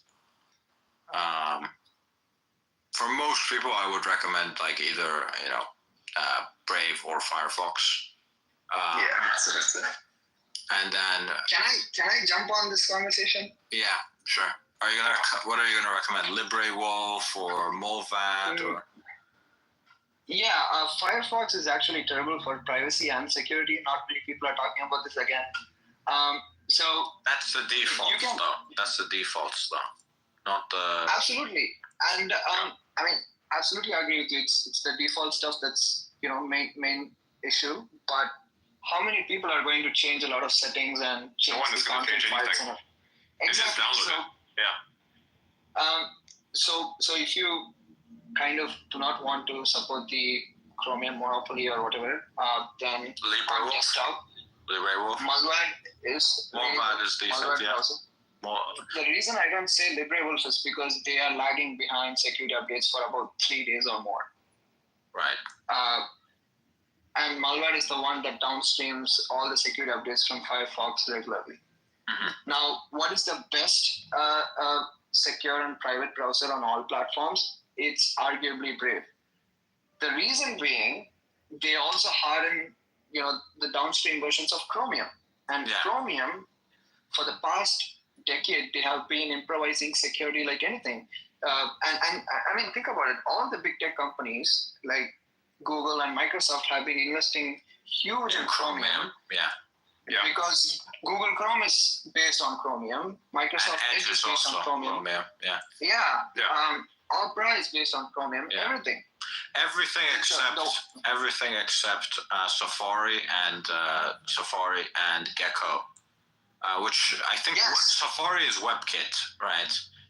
Yes, WebKit. Yeah, Safari is WebKit, and then and then you have Gecko, which does Tor, Firefox, LibreWolf, Movad. Those are Gecko. But you're talking about all platforms. What about? I'm talking more specifically, like with desktops and also desktops. So if you care about something like site isolation. Site isolation on Android, you definitely need a Chromium-based browser. Yes. Even on desktop, Firefox does a decent implementation of site isolation, but it's not as good as Chromium-based browsers.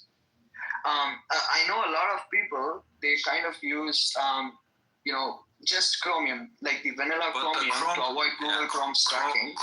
Chromium has been has a lot more security vulnerabilities in the past. Right? A significant portion of Gecko is written in Rust. I mean, Chromium is also starting to use a lot of Rust. So, right.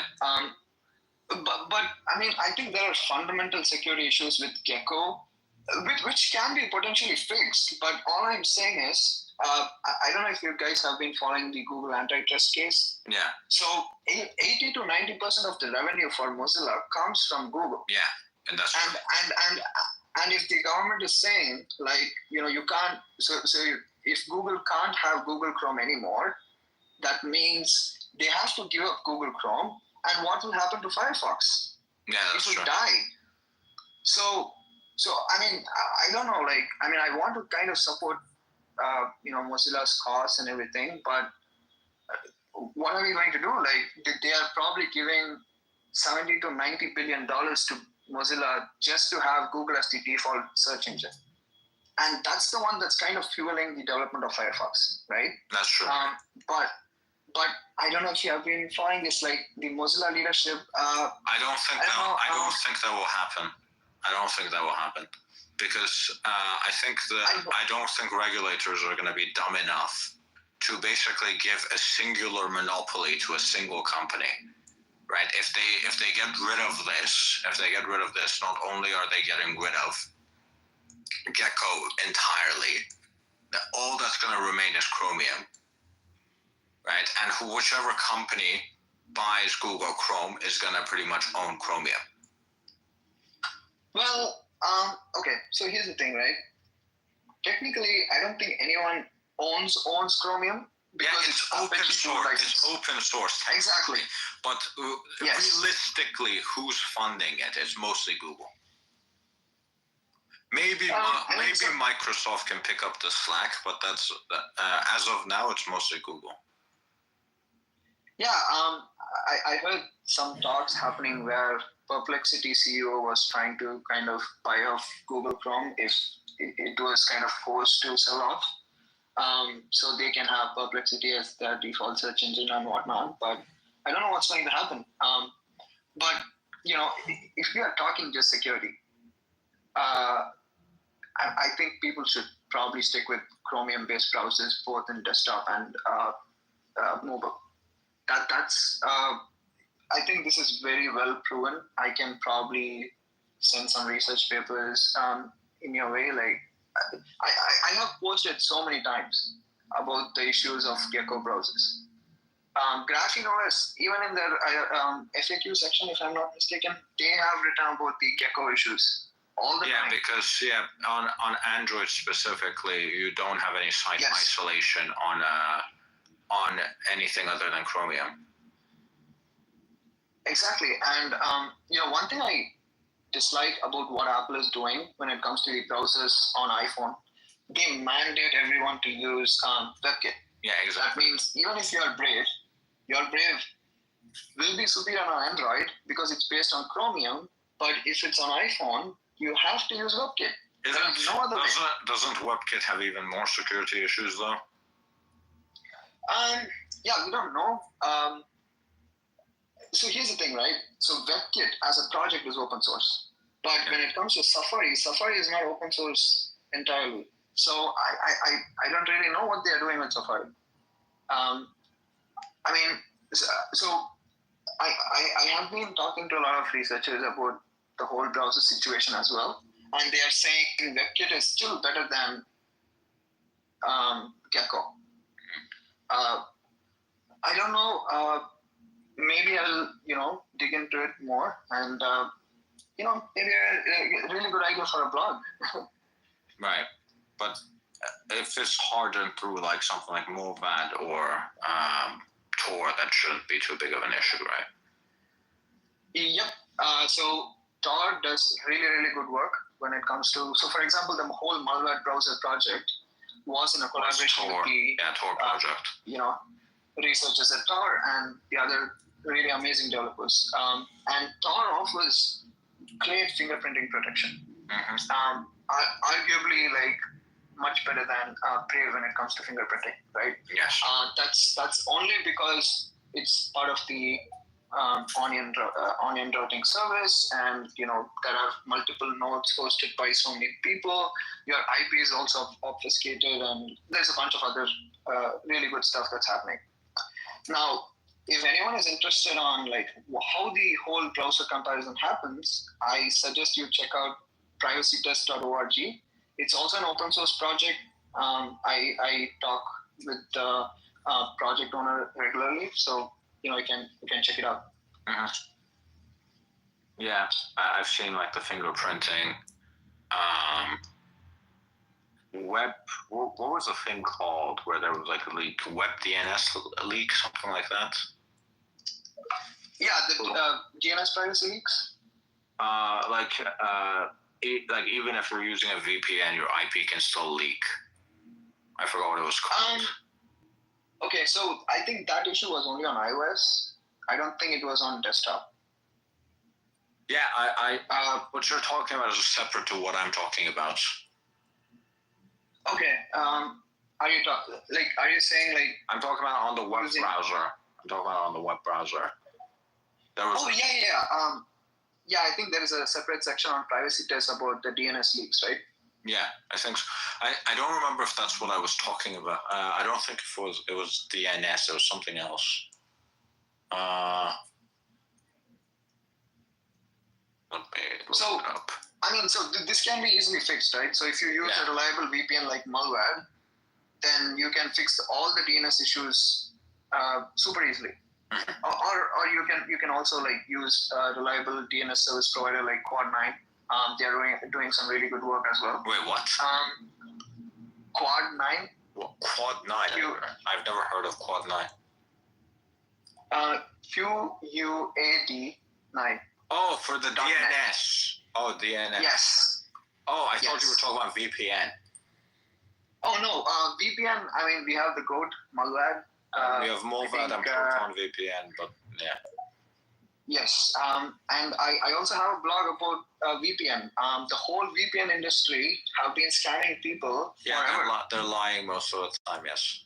They are lying about all the security benefits. There is almost no security benefits. The only decent privacy benefit that a VPN offers is obfuscating your IP and kind of encrypting all your network traffic, so your ISP doesn't know everything that you're doing. It happens anyway, but I would actually make the argument that I would trust Movad and Proton VPN way more than I would trust my ISP. Absolutely. That's what I do. I have both the VPNs as well. So I use malware and Proton. I mean, it only makes sense. The reason being, if you're in the US, AT&T, Verizon, all kinds of ISPs basically sell your browsing history and stuff for advertising. And this is in the fine prints. Please read the privacy policy when you subscribe to any ISP. And you will know that you are paying for it and you're still being the product. So there is a lot of targeted advertising that happens when you subscribe to an ISP. Yep. So, I mean, you don't need to take my word for it. As Elon says, go by first principles. Do your research and let me know if I. Yeah, your parents can literally go. If you've been watching a lot of porn, your parents can literally go to the ISP and say, "What has my son been watching?" And they have the answers from the ISP.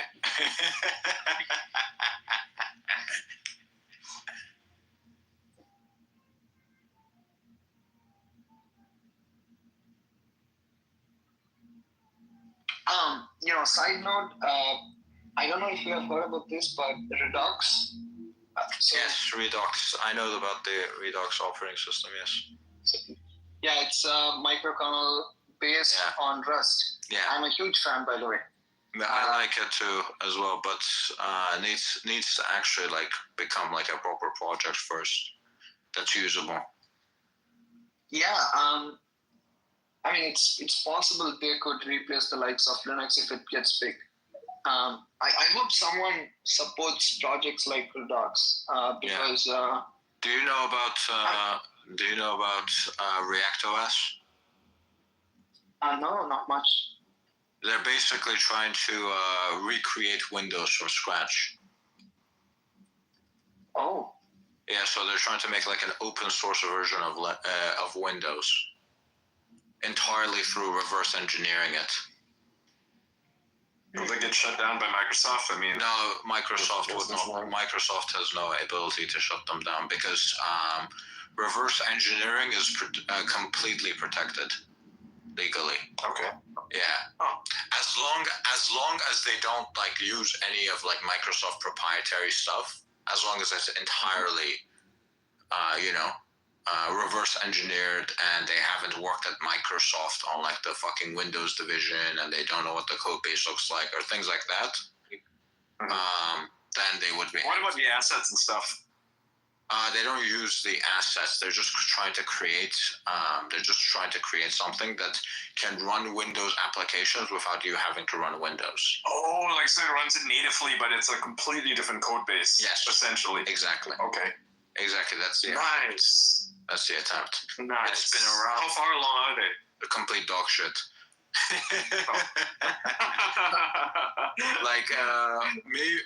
I think up to maybe Windows. I think maybe Windows 98. Any program up to Windows 98, you'll be able. I was hoping they'd have DirectX extensions or something, because you want to play video games. I've heard they've sped it up kind of recently. They've added more people, but this has been a project that's been in the work for I think 30 years now. My God. Yeah. That's old. Yeah, it's quite old. But I really like the project because if they do manage to finally create something that's successful, right? So tools like Wine would basically be able to take any Windows application because it's open source. They could just implement that into Wine. Because one of the problems with installing Windows applications on Linux is the fact that you don't have a lot of the DLLs. They're made by Microsoft, and they're Microsoft's IP, right? So you can't take that and put that in an open source project. But if something like React is successful, you would be able to basically use Wine could, for example, take that and use that in their code base, and then you would be able to install Windows applications inside of Linux. The reason that games don't use a lot of proprietary shit from the reason that games work on Linux well with Proton is because games specifically are created to like not use a lot of proprietary shit from like the operating system, because you want to like put them on several platforms, right? You want to put them on Xbox, you want to put them on the phone, you want to put them on the PlayStation. Yeah, you want to put them on the Steam Deck. No, well, maybe not the Steam Deck usually, but you want to put them on the, maybe Mac. You want to put them on Switch, right? So if you're using like Microsoft like proprietary DLLs, it's gonna make it significantly more difficult to send them out. But for applications specifically, oftentimes they just use Microsoft's DLLs because it's significantly easier, and that's why that's why Proton works really well on Linux, but Wine doesn't work as well. Proton works well because it uses Microsoft DLLs, right? No. Proton works well because games are more independent than other types of software on Windows. So I have a question. I mean, since you guys are in the know and I've been looking into it, but I haven't really looked well enough. But why don't games use Vulkan instead of DirectX 12? Vulkan is a lot more difficult to use than DirectX. Yeah, DirectX is way easier to compile, I'm pretty sure. Does DirectX work on like the PlayStation or what? I mean, like no. DirectX 10 HDR is only on that Xbox Series X, and it doesn't really matter, right? Because usually you're gonna be using a game engine, and the game engine has support. The game engine has support for it. The only thing that really uses DirectX 12 is like Microsoft. Microsoft. Crazy hard games like Flight Simulator. The reason they're doing that is the Flight Simulator. The reason it's doing it is not because it's a crazy hard thing. It's using it because Flight Simulator is owned by Microsoft. Yeah, that's what I'm saying. Yeah, but either way, there's projects out there that already translate DirectX into Vulkan anyway, right? So Proton's able to play DirectX games anyway. Okay. So if I were a developer, that's a question. But if I'm a developer and I'm making games on the PC, right, and I'm trying to port it to the PlayStation 5, how do I do that? We don't know specifically the details of the consoles because the companies keep it under wraps, right? Yeah. The game engines. So the game engines themselves go and deal with those companies themselves. The game engine developers, the actual like developers typically don't actually know what the fuck is going on with them. I know for a fact that with PlayStation, you have to like submit a form and then they send you a specific box and that's it. Yeah. And that's it. That I know. You get Xbox. Yeah, I'm pretty sure Xbox is a little easier to get just based on the fact that most of it's Windows now. Like the original Xbox was pretty much it's a modified version of Windows. It's like Windows 11 Lite, right? And and Xbox One was originally Windows Entertainment Center, right? That's all it was. There's no difference. So at the end of the day, if you really want to compile something for Windows, that's why most game developers, they're just like, well, you get no Linux support, you get no Mac support because, well, it's going to cost us an extra $200 million to do this. Well, the problem with Apple specifically, and the reason licensing. No, it's more than licensing. So Apple. So if you don't know, Wine and Proton actually used to be a big thing on Apple devices as well. So you actually used to be able to play a lot of games, Windows games, on Mac through Proton. Yeah. And then Apple switched over to their own proprietary, software called Metal. Yes, exactly. They use Metal, and they don't use Vulkan. And since since Linux uses Vulkan and Windows uses a lot of Windows games use DirectX, they wrote like a translation layer. There's multiple translations. I think one of them is called DX VK and D3 VK or something like that. They have these like names, which are like translation layers of the DirectX into. It's DX10VX or something like that. It's exactly. a weird .dll. I know exactly what you're talking about. We can see the versions. If for some reason the DirectX doesn't work properly, there's this dude called fucking Glorious Egg Roll. I'm not even joking. He's not even joking. He's literally not even joking. Yeah, exactly. There's a dude called Glorious Egg Roll that literally fucking takes like he like adds a lot to the code and he like pushes it to the extreme, and for some games it actually ends up working. Is this the guy who did the Dark Souls 60 FPS patch, or is that I think of somebody else? I don't know. Because I know there's like a developer who takes these kind of poorly ported games, right, from original from like the PlayStation or whatever, and then he adds all these HDR shit onto the Windows version. I have no idea, honestly. There's like probably a few of them. It's probably not just one guy, and they all sell the stuff on like Patreon, right? Well, they don't sell the software exactly. It's more like you have to buy a Patreon subscription, $5 a month, and then you can just download the latest versions. And man, like the things that they're doing to these games, you know the game Prey from Bethesda, the one that was developed by Arcane Studios. They added HDR support. They added like all this new stuff, DLSS and everything, and that's completely community made. Oh god. Cool. Mark Andreessen followed me. It's only some time before he unfollows me, blocks me, then unblocks me, then refollows me. He did the same thing to me too. And unfollows me. Fight Club. I don't understand him. I don't understand him. He follows like 1 million people, right, or something. It's so random. It's literally a meme. I've been looking for the meme like for half the day, but it's like a meme that's like a circle, right? And it's like a circular thing, and it's like Mark Andreessen follows you, and then Mark Andreessen blocks you. Goes to Mark Andreessen, blocks you, and then Mark Andreessen unblocks you, and then it's like it goes back to it goes Mark back Andreessen to Mark Andreessen fucking, and it just keeps on going. Like I don't get it.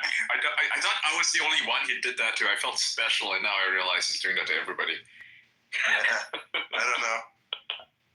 It's like a thing when people brag about it. Whenever anyone brags about it, it's like, you're new here? I've literally never even mentioned it either. Right now he has me blocked, which that's new. He did have me blocked like a few days ago, but now he's blocked me. Wow. So everyone, I just want to say thank you so much for this really enriching conversation. Thank you, Adrian. Thank you, everyone. I had a 7 months ago, I gave birth to a baby named Artemis. So I'm going to get some work done and join her. And we have an early morning. So I'm looking forward to being on many more of these conversations with all of you. And thank you. Till next time. Thanks for joining. Thank you for joining. Yeah, so as we were saying, so there's a dude called Glorious Egg Roll that literally pushes Proton to the max. And then if it works well, then Valve will port it over to like the default like Proton for everyone. But usually if Proton on Valve's stuff doesn't work, people will literally say go to Glorious Egg Roll's one.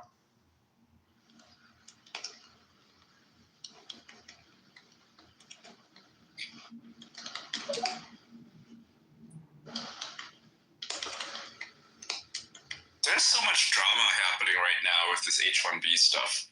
Still? Yeah, okay. It's not related to Elon directly. They're going after what? Patrick Bet David now?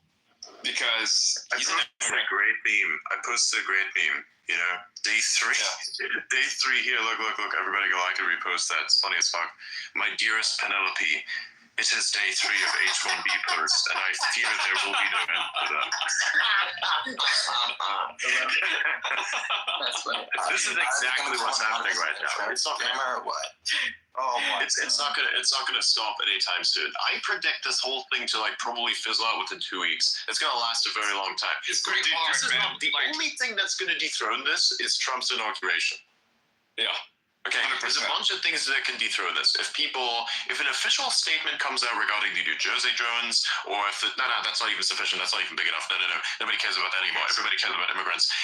Unless there's like more official policy statements that kind of perpetuates it and shifts the narrative a little bit. Okay, maybe. But to me, the only thing that I can see in the future, which is ironic given that I just said that I literally don't know what will happen in the next 2 hours even, is going to be Trump's inauguration. I think that's going to dethrone the whole topic. And then after that has happened, it's going to start again. So, with that in mind, it's contradictory, by the way, because it's hard to know what's going to happen in the next 5 hours, but you can kind of figure out what's going to happen in the next 2 weeks, right? It's the bigger picture. Kind of. You look at big events that are scheduled. As you look at Trump's inauguration, you of course know that that's going to be the biggest thing that everybody talks about. This is going to be spoken of, I think, about 1 or 2 days ahead of the inauguration itself, and then like 1 or 2 days after. So you get like a 4 or 5 day period of communication around that. And then the policy discussions I actually would predict might actually get worse after that, because once he's actually in power, a ton of demands are going to flow in. All of these people are going to view themselves as like policymakers, even though they're not. And then there's going to be tons of suggestions. Some of them could be even really good, and I think they should be. But many of them are also kind of just noise. And that's what's going to happen next, I think. Because if you imagine what happens, look at it this way. There's some people who work at X, sometimes you communicate to them, and then they like always relate this one thing where it's like, please stop giving me feature requests. They just, I just work here. That's what they would say, right? So imagine that's the same thing that will happen to Donald Trump, except everyone will be posting it everywhere, hoping that he'll see it. Okay? That's where it goes next. That's how all of this stuff began. That's how all of the chaos began, right? Because people actually thought, hey, this is going to be seen by someone, right? And it was. It was seen by me. We're going to need a really big spam filter. Exactly, yeah. There's no way out of this.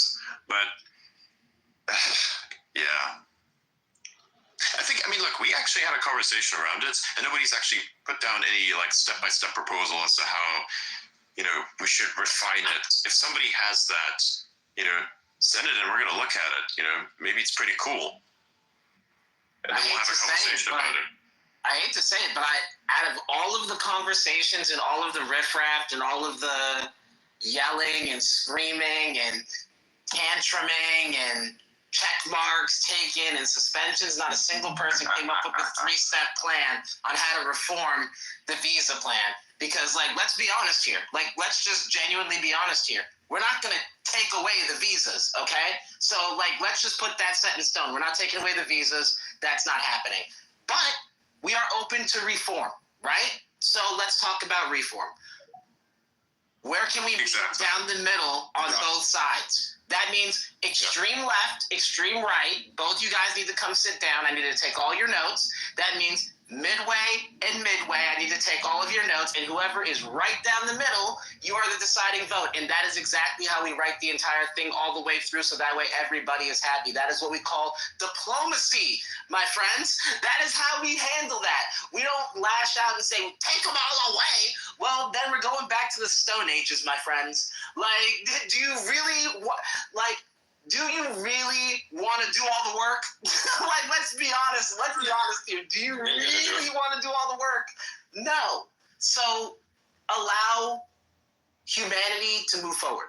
That is the best. That's the best way, best course of action. They keep thinking they're going to go back and change the past about policies that they actually have no idea about. And the only reason why I'll say that is because everybody's complaining about the H-1Bs. They don't even know where the H-1Bs even came from and why they're even in place to this day. because there's no immigration restrictions back then. Exactly. And on top of that, there was other visas that you could get, but those visas were so strict that one missed form, they could throw you out of the country. No questions asked.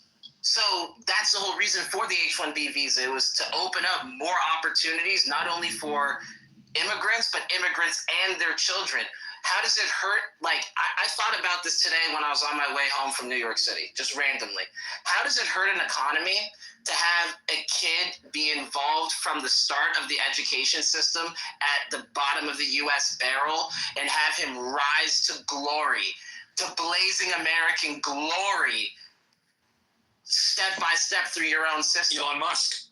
That's what I'm saying. That's what I'm saying. How is that? How is that not a beautiful thing? And on top of that, doesn't it help the economy? It gives you everything you want. It gives you a strong economy. It gives you legal migration. You're getting all your check boxes off. Instead, you want to be negative, racist, and say throw everybody out. Like, I don't understand that one. I genuinely don't. I just don't.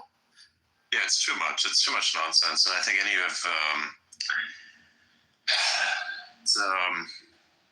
what the fuck is this? Never mind, I just saw some engagement that I thought was kind of odd. Where was I at? Okay. Yeah, it's just a little too much.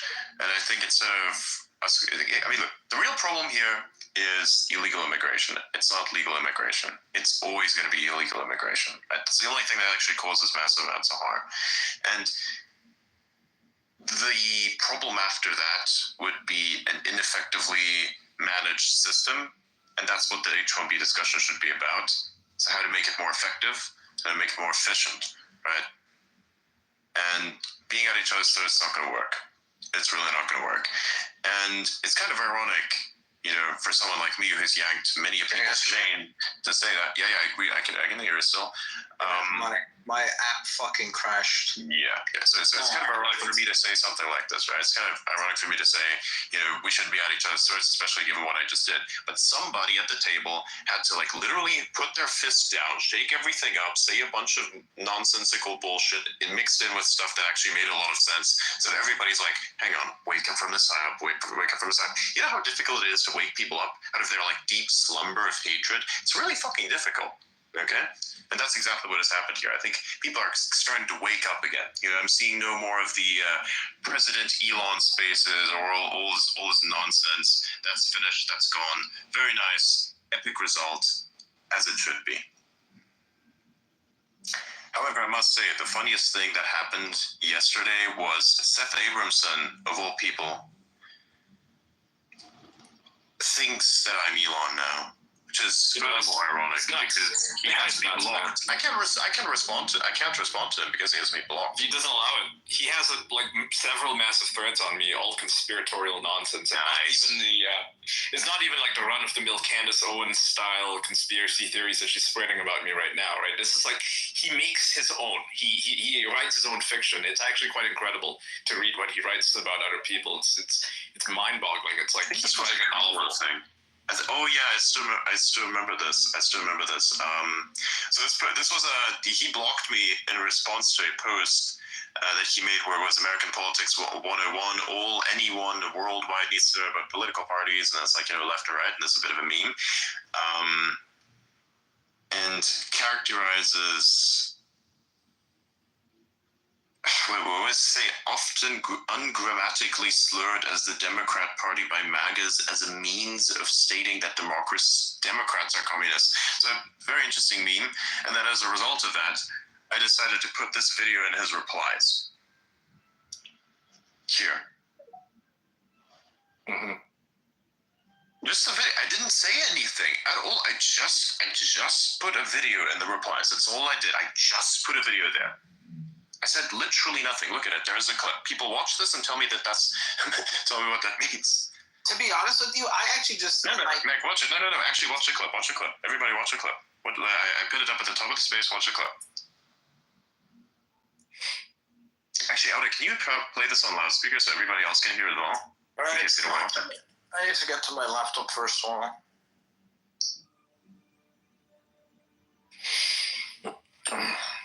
Because, I think specifically the part of ungrammatically, what is that? Ungrammatically slurred was the thing that I kind of thought I was addressing with that specific clip that I put up there. So that is something people should probably look at. By the way, Adrian, look at some of Airbnb's rules that I just sent you while I'm pulling this up.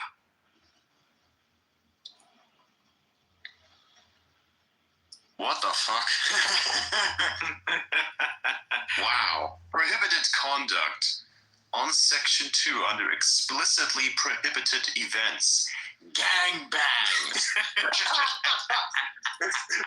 Did they add that or was that already there? I don't know. I have no idea. Sex parties and gangbangs are banned. Right. It's wow. Unauthorized. It's like under the wow. All right, I pulled any organized or unorganized group of sexual. How does that? What? How does a gangbang be like not organized? How does that work? You just go out somewhere and meet some people, probably. All right, hold on. Okay, I'll play the video. Get an RSVP at the door. Okay, here's the clip. This is the clip in response to the post, and people can see what the post is, right? You can look at the post because I just put the reply up there. Yeah, this is the clip that got me blocked. This is the clip that got me blocked by Seth Abramson. Play it, please. All right, so American Politics 101, anyone worldwide needs to know about political parties in the United States. The left, the Democratic Party, right, the Republican Party, often grammatically slurred as a Democrat Party by MAGAs as a means of stating that Democrats are communists. And it's like Democrats saying, let's do something and help each other. And then Republicans saying, let's blame someone and punish them. And then you replied to it with this of Kamala Harris. Because when we think about the strength of our democracy, I think that there's a duality to the nature of democracy. When it's intact, it's so strong. In terms of what it does to uphold and protect individual rights and freedoms. So strong in its nature. And it's very fragile. It will only be as strong as our willingness to fight for it. Because Yes. So I don't know. That was it. Probably that. So that very I don't know what that was actually. I didn't think I know what she was trying to say, and I don't think she knew really what she was trying to say either. But like that right there was I don't know what that was really. So I thought I'm just gonna take this and just put it in the replies. Maybe they could figure this one out. Maybe I'm not as smart, Maybe I can figure this one out. So I put it in the replies. Literally said zero of anything. Just put it there. Bro hit the comment and blocked me instantly for that. That was the thing that got me blocked by Seth Abramson. Amazing. Hello. Could you imagine if she won the presidency? That would have been a very interesting day. 100%, man. Yes. That would have been bad. That would have been bad for a lot of people. Yes. If that would have happened, World War III instantly would have broken out. I'm pretty sure. Like, yeah. They would have probably declared war on Russia and China and Iran at the same time. Like complete global economic collapse would have probably happened. It's about girl bossing, you it's nothing about girl bossing. It's just that this is the management style just isn't proper. That's all I can say. I don't know. Like, I don't know what anyone saw in this individual. Really, I can't. We got a full panel here. We got like a real estate guy. We got like 2 manufacturing guys. We got like a lawyer. We got like a security engineer. And then you have we got whatever Jordan is. We have the autistic teapot guy who's being very restrained, by the way. You should hear what he says in DMs usually. Don't fucking say it. And we got Ian here who's like he's apparently the Malaysian guy who we got supposedly he's a trans lady. Supposedly. Right. Translating since we're manufacturing, it's like out and out in manufacturing, and I am supposedly a globalist. Okay, I'm also somehow simultaneously, as I'm a globalist, a lizard person. That's another thing I've heard. Rogue AGI, that's one of the fewer things I've heard. What is the other one? The other one is Neuralink clone. That doesn't work, but sure, people will say it. And also sometimes often referred to, yes, tech bro. nice one, by the way. I don't even mind that one. That one's fucking hilarious. That was actually kind of accurate. That one actually works. I mean, that one actually works. You call someone a tech where they think it's a slur, they think it's something that's actually bad, but that's for them to use. I don't care. It's kind of funny for me. It's just the way that it's used is kind of wrong. But realistically speaking, it's actually quite a good label. Now, the other thing would be then just the incorrect the misidentification of me as Elon. That is the other thing, right? That's probably like the biggest one, of course. Also, I've labeled myself a smooth-brained in the past, which has triggered white supremacists for some reason. I'm not sure how that works. I don't know. Apparently, saying that you are super smooth-brained when somebody calls you a supremacist is an extremely unhinged thing to do. Right? And then apparently also calling out people for being destructive is also super unhinged. Meanwhile, the person who's spewing racist bullshit, and I don't like to use the term racism a lot. I don't like to use that at all. But we use it because it's real. We mock other people for using it without it actually being a valid thing to use. And in this case, it's a valid thing to use, and nobody fucking believes it. Nobody cares, right? So you can call me unhinged, all kinds of things, But at least I am not a career anti-Semite or professional anti-Semite, nor am I a racist person. And I'm a person who's extremely inclusive with a lot of stuff that happens. Okay. Like, I'll talk to almost anyone, so long as you don't, disrupt the experience to the point where we can literally not have a conversation. Then I'm sorry, I can't talk to you. You even let Lesbian Jews on your show. That's crazy. Right, that's right. She's a Jew. She's somehow, a ginger Jew, which is pretty cool. Based individual. She constantly gets harassed for it, by the way. She makes fun of it and makes content out of it, which is hilarious. But, yeah. So you want to tell me something about diversity? We are more diverse on this space than the people who touted DEI. Like, that's how fucking diverse we are, man. It's insane. So nice to have you, by the way. It's pretty cool. It's super bothers me when people say, when they dispute the most horrible things about Jewish people, they come up with the whole Jews coming out of Seaworth meme, or Jews around the world, and how Jews are genocidal and they're causing the real Holocaust, and that they faked their Holocaust.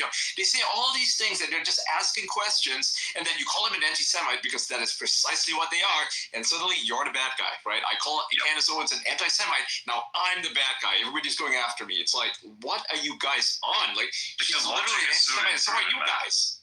Like, you define somebody by their actions, and it's like, okay, the assessment is correct. They even say it. They even say, I hate Jews, they'll say that, and then you call them an anti-Semite, they're like, how dare you? How dare you call me an anti-Semite? This is a very, very interesting point, because they simultaneously claim that the white race is the superior race, and also claim that the Jews are controlling them.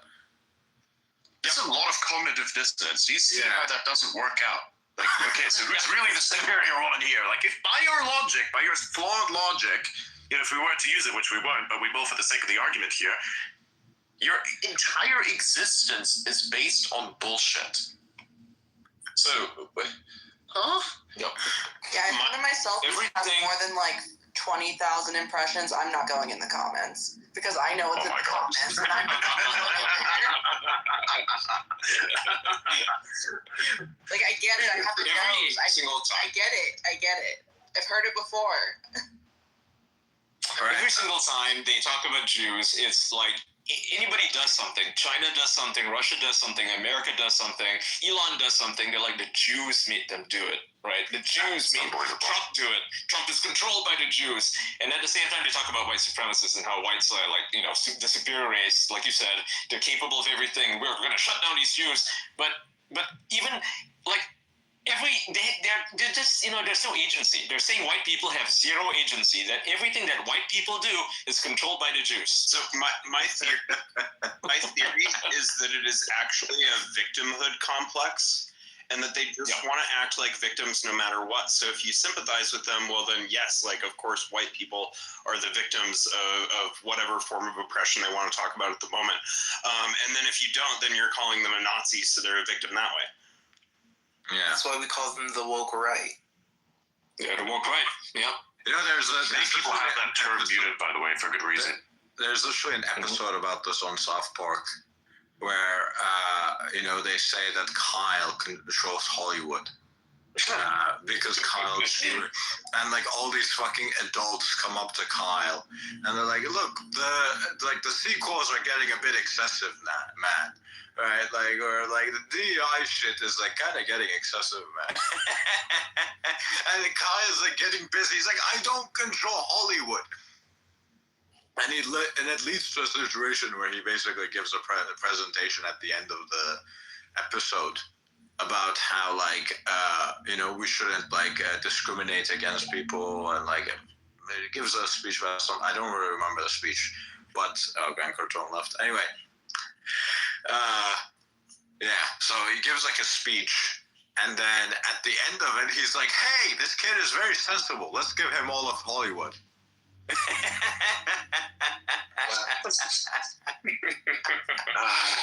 Yeah. The conspiracies write themselves. That's all it is. I mean, even with this thing right here, you know.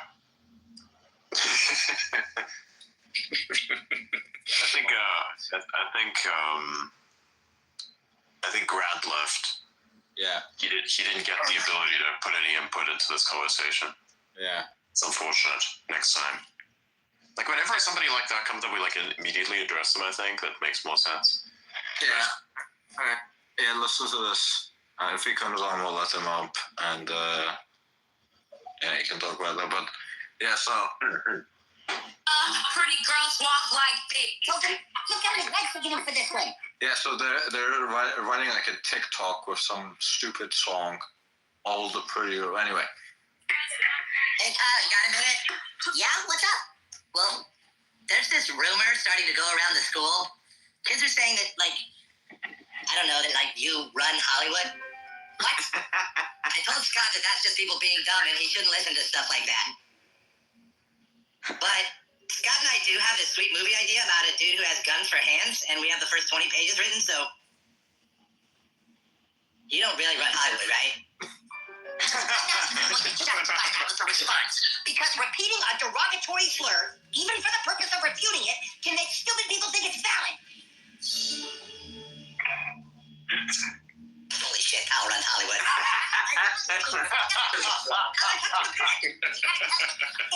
People who make movies, they just care about the stakes. The guy has guns for hands. Mr. Cortman, did you or did you not tell students at this school that Kyle runs Hollywood? I think I did say that, yes. And why would you say such an intolerant, offensive thing like that? Somebody runs Hollywood. Lots of people run Hollywood. Yes, lots of people like him. Oh my God. I'm sorry, why is it so offensive to say who runs Hollywood? People like Hollywood. Hollywood's cute. The Jews should be honored to be in charge of it. I'm telling you right now, Eric, the next time anyone says anything about Kyle running Hollywood, that person is going to have 2 months detention. 2 months? Jesus, Mary, mother full of grace. You guys really take this serious? Yeah. PC principal. Yeah.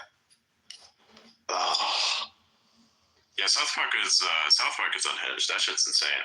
I love it. I'm looking forward to the new season. And man, I'm so mad that they're not doing the season right now. They could have done a whole election thing, and now the H-1B visas. I mean, it's perfect, and they're just not doing it. Motherfuckers, get off your asses and make a new season. Holy shit! Because when they're doing these episodes, they're literally doing it as it happens, right? It's not something they make 10 months in advance. It takes them 6 days to make it. They make everything in 6 days. They could do an episode about his H-1B visa, Oh my God! Yes. That would actually be taking over Canada is another thing. My God, that's such a wasted opportunity. I wish somebody would do it. If anyone here from South Park is listening, and you need any help with any of your shows, think about anything that I could help you with. Let me know. Yeah. You do the voice of Elon. You voice Elon, of course. That one, but okay, I guess. That's nothing like that. No, just actual professional good stuff, something like that. We needed a breakdown of the situation as to how things happen, that kind of stuff, anything. Yeah. There's a thing that's happening. I mean, it's not a thing that's happening. It's just a thing that I found interesting. So Peter Boghossian, right? He's a scientist who did all those fake studies that got the woke left right, to pick them up and publish them. Him, right? Yeah. He started a poll. He says, imagine that the U.S. has to welcome 10 million new residents. From which country should they come? And so the options, there's 4 options. One is India, one's Israel, one's Finland, and one is Somalia. And so he's asking people to vote, right? And it's 10 million new residents. Keep that in mind. The vast majority of people voted for Finland. That's 60% of them voted for Finland. And I can tell you that Finland does not have 10 million residents. It's got 5.6 million. So, my God, people. That voting system doesn't seem to be very fair. Yeah, so here are the results. 9% voted for India. Okay. 29% voted for Israel. Of course, and 60% went to Finland and 2% went to Somalia. People are really showing, revealing who they are right now. Wow. It's amazing. I found the ending of the episode with Carl giving a speech as well. Oh my God. We have a young man who is joining us here today to talk about stereotypes and the harm that they can bring. Young man, what is your message? My message is, we can't control what people say, so we have to be smart about what we choose to believe. If one idiot says that a certain group runs Hollywood, look into it. With very minimal effort, you will find that, quote, Hollywood is a multi-tiered industry run by tens of thousands of people from all over the world. In the past, Jews were shut out of most professions, so they came to dominate vaudeville, which back then was considered too lowbrow for good Christians. Those Jews eventually moved west and started the first movie studios when movies were also considered work for the underclasses. And their descendants are now a decent percentage of the thousands of people of all races that make Hollywood run. This young man has said in plain words what so many of us in Hollywood have been trying to get people to understand. To hear it all so plain and so passionate. This kid thinks about things the way we all need to. You know what I think? I think this kid should run Hollywood.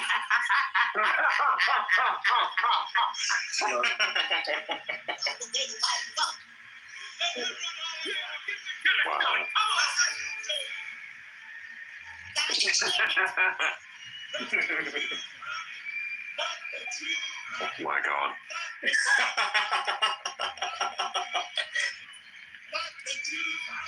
Oh my God. That show is absolutely insane. It's just wow. Anyways, what the hell is this? NVIDIA. Oh yeah, there's some interesting stuff about NVIDIA. Yeah, TSMC. They bought new things. What did they buy? It's a new chip for robotics. Oh shit! Oh. Can you share it? Where can I read this? Sure, I'll post it.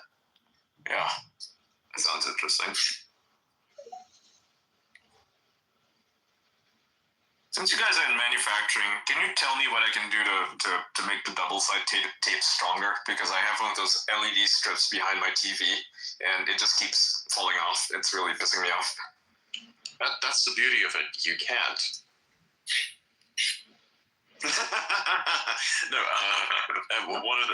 of course, disinfect the surface first with some alcohol. That's pretty good. Yeah. Like, make sure it's perfectly fucking clean. If that doesn't work, I don't know, man. Then maybe it's just too weak and it's gonna keep falling off. Maybe you could keep it in place with some clips or something. Most likely, you could do that. I mean, we're using use super glue. And you have a little wire, and you just put the tape is one of the worst. It's just basically tape. Tape is. Just use tape. Okay. Tape. Yeah. All right. Standard tape is one of the worst things in the world. For why is that? It's not that bad. It actually sticks to stuff real good. No, I mean, if you want things to stick together very solidly. Well, I mean, for surface, okay, so like this, if you have an LED strip, I think that's the thing you're talking about, right? Yeah. Yeah, that's right, yeah. So just to make it super easy, just basically put it up there and just take the clear tape and put it on top of that in various positions. I'll do that. It'll have enough surface that it's gripping onto it. It should be fine. Mm-hmm. Okay. Yeah. What kind of surface is on the other side of the table? Is it a flat? Yeah. Or It's just plastic. It's flat plastic, you know, but it's not sticking to this shitty double-sided tape that, you know, that the LED strip uses, right? I'm using the non-leaf. Yeah, and because the surface is not metal, it's plastic, and it's got like ridges and all, you know, all sorts of stupid textures on it. So it doesn't stick properly. If it was metal, I think it would stick better, right? Because it's a straight surface. Yeah. So it's a problem with my TV, really. And so I guess I'll get some clear tape and just put it, you know, double it up. Yeah, just like tape it on there. It should have enough surface that it's gripping onto that it doesn't get yanked loose. Depending on how intense you game, of course. But yeah. Touching my TV when that's happening, because I was having a stupid idea. It's like, well, why don't I get more double-sided tape and then double it up? And that's like overdoing it. That's stupid. I'm just gonna take some clear tape. Yeah, now the whole house is double-sided taped. At this point, just like take some silicone and just like glue it that way. Fucking ask Mary down to Texas to put it into place for you as well. Like just use ground. Use ground. It's not going to move anyway. I am Groot. I am Groot. This guy says I'm Groot. What the fuck? Okay. Sure. So you're a tree now? Sure, why not? No wonder your fucking profile's green. I always thought it was about money, but it's about trees, which is also taking You're the one that made my profile picture. What the fuck? Yes. I mean, I didn't realize that. Yeah, that's true. I was just saying it for the sake of the joke, of course, but like, right. Yeah, I didn't realize it. Yeah, I was the guy who made his profile picture. Nice. Yeah, and the banner too. I think. Yeah. Yeah. I was telling him, you need a profile picture that's completely different. Nobody else has this. It has to look like you. You have to like look at this and say, yes, this is me. And then I mean, it really depends. It has to be like this character, but also something behind the character. And so this is the thing that becomes your brand and you don't change. This is the reason why I don't change my profile picture. There's an idea behind it. Yeah, there's like this image, you see it.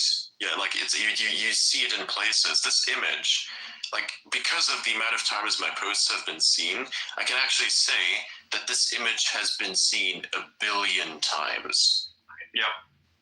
So, I'm keeping that. At least 1 billion times. At least 1 billion times. That's only on the X side of things, right? That's only what I can see on X, right? That's my analytics from X telling me that. Who knows how many times it has appeared in Legacy Media articles, screenshots, and various other places, right?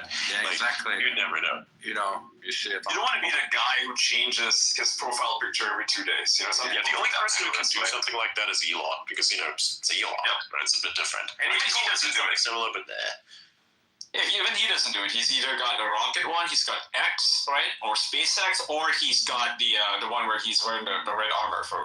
He's changed his profile picture a fair bit in the last couple months, of course. Yeah, he changed it a bunch actually. He changed it from the X thing to the MAGA thing. I think he changed it from the X thing into the thing that was like on the cover. It was on the cover of the book, and then he changed it back to the guy with the armor, and then he changed that into the MAGA thing, changed that I think into a different MAGA thing, then changed it into the rocket, I believe, after that. It's my favorite one. The rocket's my favorite. I like it. Yeah, you should keep that for a while. That's always been the best one where he says like rockets on his profile. X or the rockets, I think. The rockets was nice. X was always interesting because you knew like, oh wow, you're fully representing the thing. But like the rockets, that was where it's next. It's pretty cool. I like it. I mean, hey, nobody talks about it enough. But like catching this gigantic super heavy booster is fucking insane. Like that is wild. Nobody talks about this. They just kind of say, oh yeah, it's pretty cool, and forget about it. So, like, you don't really grasp how insane that is. I don't get it. It's huge. Massive. It's like no one has done this before. This is the first time anyone has done this. Like you're seeing that. That's the first time anyone has ever done something like that. And it's one of the greatest achievements in modern human history.